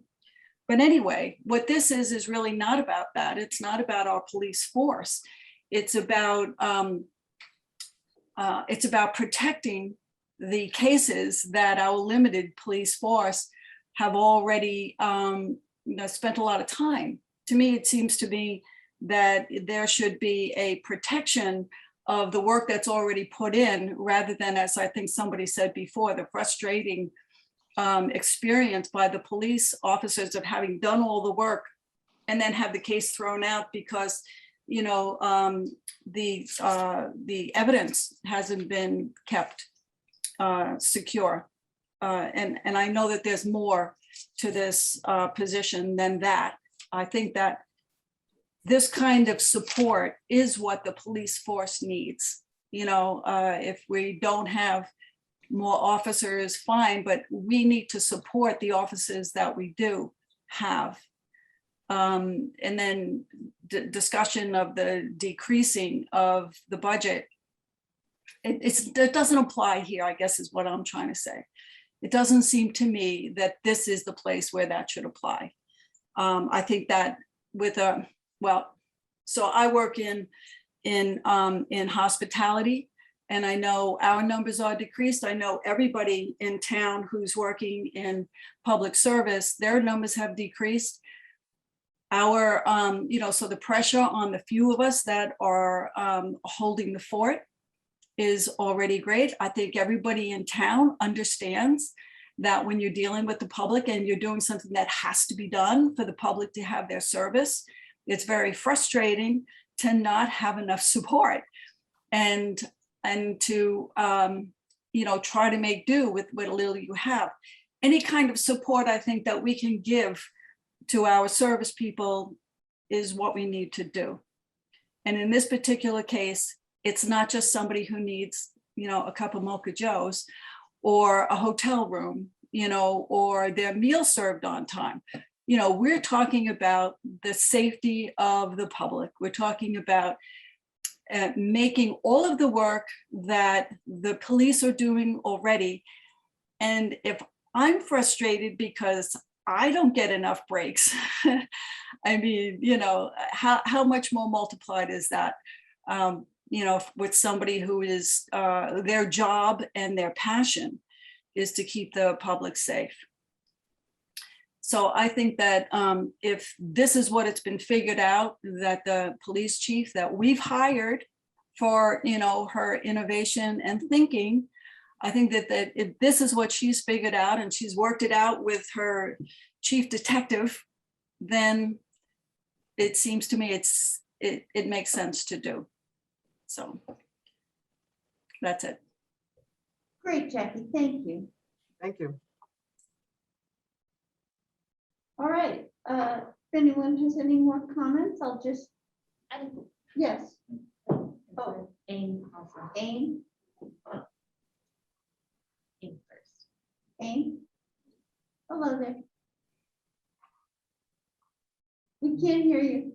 Yeah, it makes you unmute yourself briefly. Hello. Hello. I have a bit of a cold, so apologies if I need to, I don't know if I can mute and cough, so you might have to hear that. But yeah, this is really interesting conversation. Thank you so much. It's always, I'm a big nerd, so I love budgets. A lot of you know that.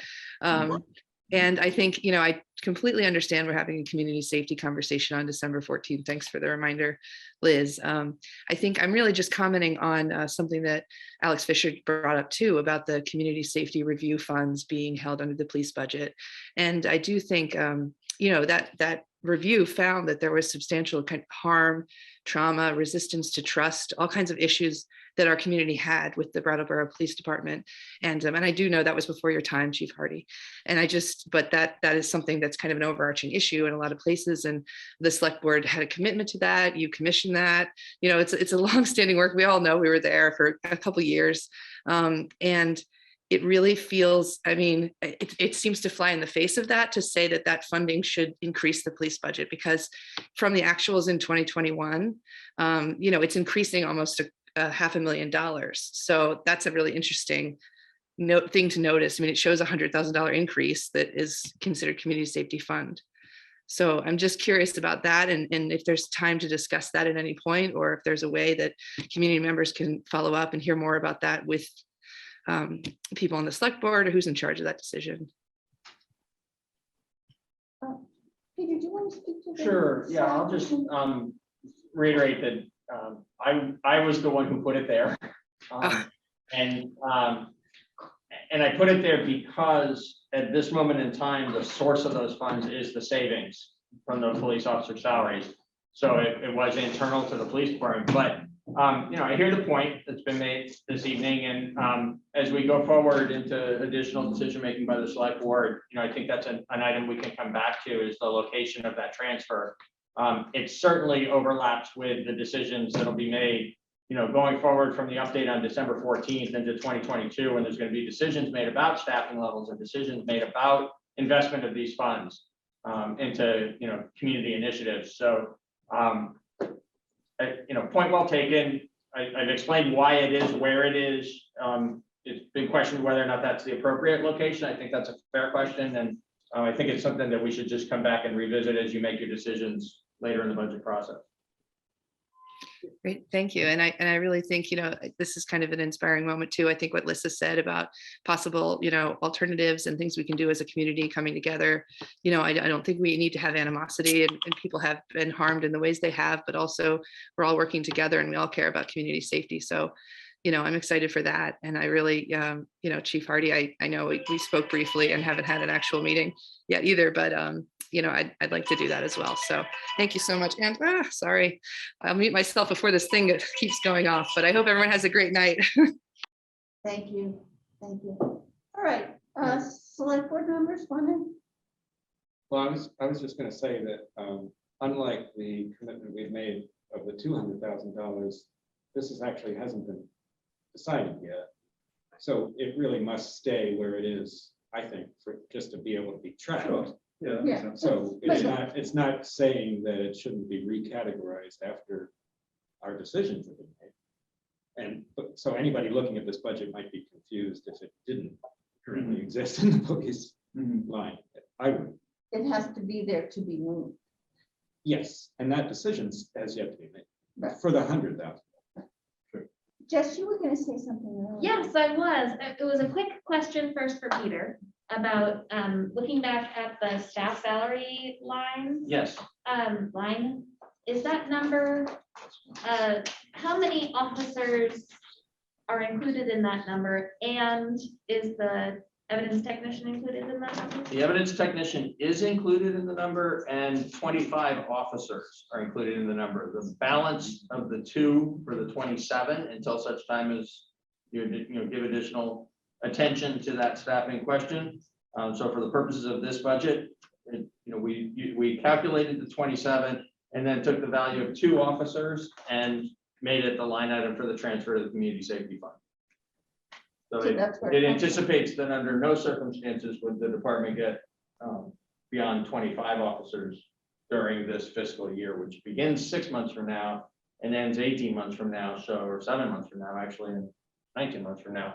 So from my perspective, as a person responsible for constructing the budget in this way and bringing it forward for your consideration, I felt that there was plenty of time for the additional review of both the staffing question and the allocation of funding process question regarding community safety initiatives, for you to be able to make those determinations and have that be this would be sufficient to leave you room to make those decisions in the months ahead, because there's quite a few months ahead before you'd be looking at a new set of numbers.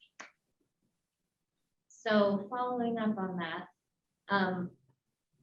would it be wild or untraditional to fund the salaries for the number of police officers anticipated and being on the force next year and hired next year, rather than? So what we're looking at is sort of the maximum potential that might be hired, because you want to budget enough to cover where we might get to. So Norma could hire 7. I'm sorry? Norma could hire 7 officers. Chief Hardy could hire 7 officers next year. Correct. So what this funding will enable, again, subject to, there's 7 months before this money becomes available, right? So with full recognition that there's going to be further consideration between now and next July over what number of officers are actually allocated to the force, that the policy as it exists today is 27 officers. And we don't see how it would be achievable to actually staff up to 27 officers in this 19-month period. But it is, sort of at the outside possible that we might get to 25, which is how we identified, which number is in which place within this proposed budget. At such time as you have made additional decisions around staffing and community safety initiatives, that is subject to change, but I don't think it would have been responsible for us in the first instance as a staff to bring you a number that reflected anything other than the current policy, long established policy of the select board. And so that's the equation, and that's what $100,000. Yeah, and that's why, from my perspective, I'm totally open to the idea that people can view where funds are located and how they're identified as being important in terms of the transparency of what's going on here to the community. At the same time, from my perspective, the most important thing going on here is that there's sufficient funding for whichever way you may go with the decisions that you make, and explicitly already within the allocation that we as a staff foresee as being appropriate to FY23, $100,000 additional available for the alternatives. Okay, Can I do another question? Do we want to move on to somebody else? no, go ahead. All right, well, my other question is actually for Chief Hardy. So, the community safety review came up a couple of times, and we're going to talk about it again on December 14th. And I don't need necessarily clear answers tonight about this, but I was curious about how your budget reflects ways that you might be investing in some of those recommendations that were in the community safety review around training, around gathering data. We talked a little bit about that, and just some other recommendations that were in there around what the police force is actually doing as part of community safety. So I don't need to hear full answers tonight, but I would love to know more about how that's reflected in the budget on our December 14th meeting. Absolutely. Oh, absolutely. Yes. So we can wait till December 14th, or did you want any answer now? If you want to give a summary, that's fine, but I would love for you to talk about that on December 14th. Okay. Well, I will just say that within this budget presented, there are a few things that have been in the report that I've reviewed, that I've already basically set in motion. There are some asks in the report that I've already set in motion. And even as far as the staffing levels, I've already given up 2 positions right off the bat before we've even had the discussion. I've already not even asked for the 27 number to be at that point to be able to provide resources to the fund.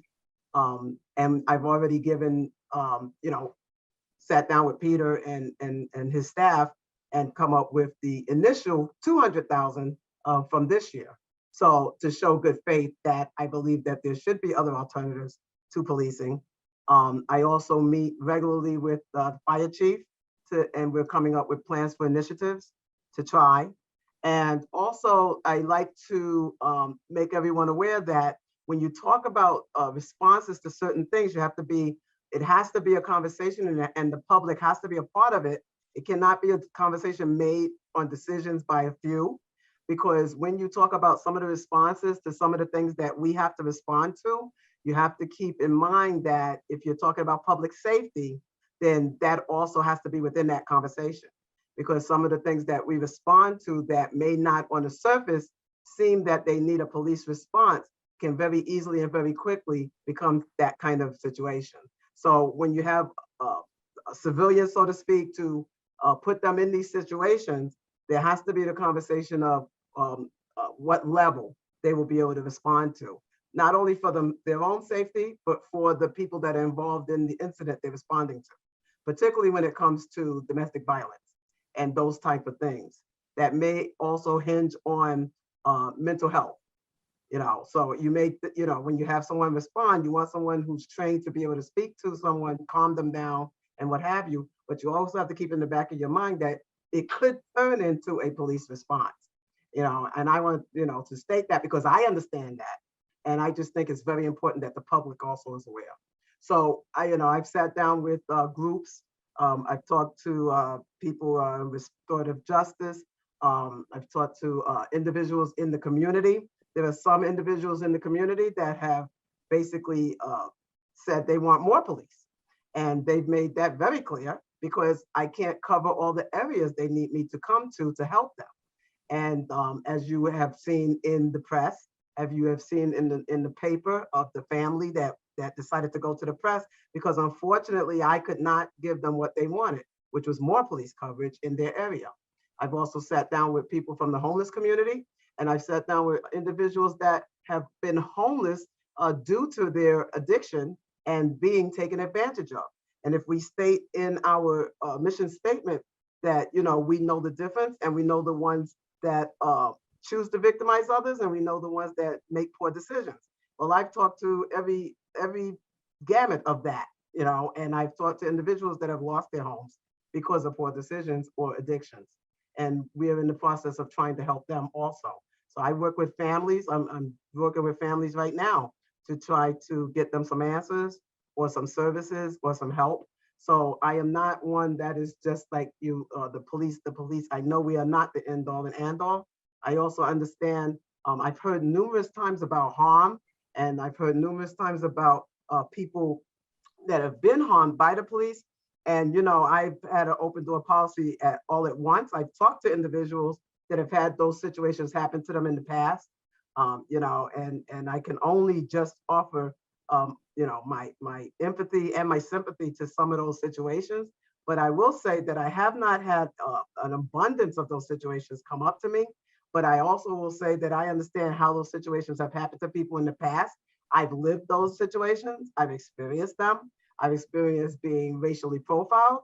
I've experienced being ostracized by my community because I've chosen to go into law enforcement.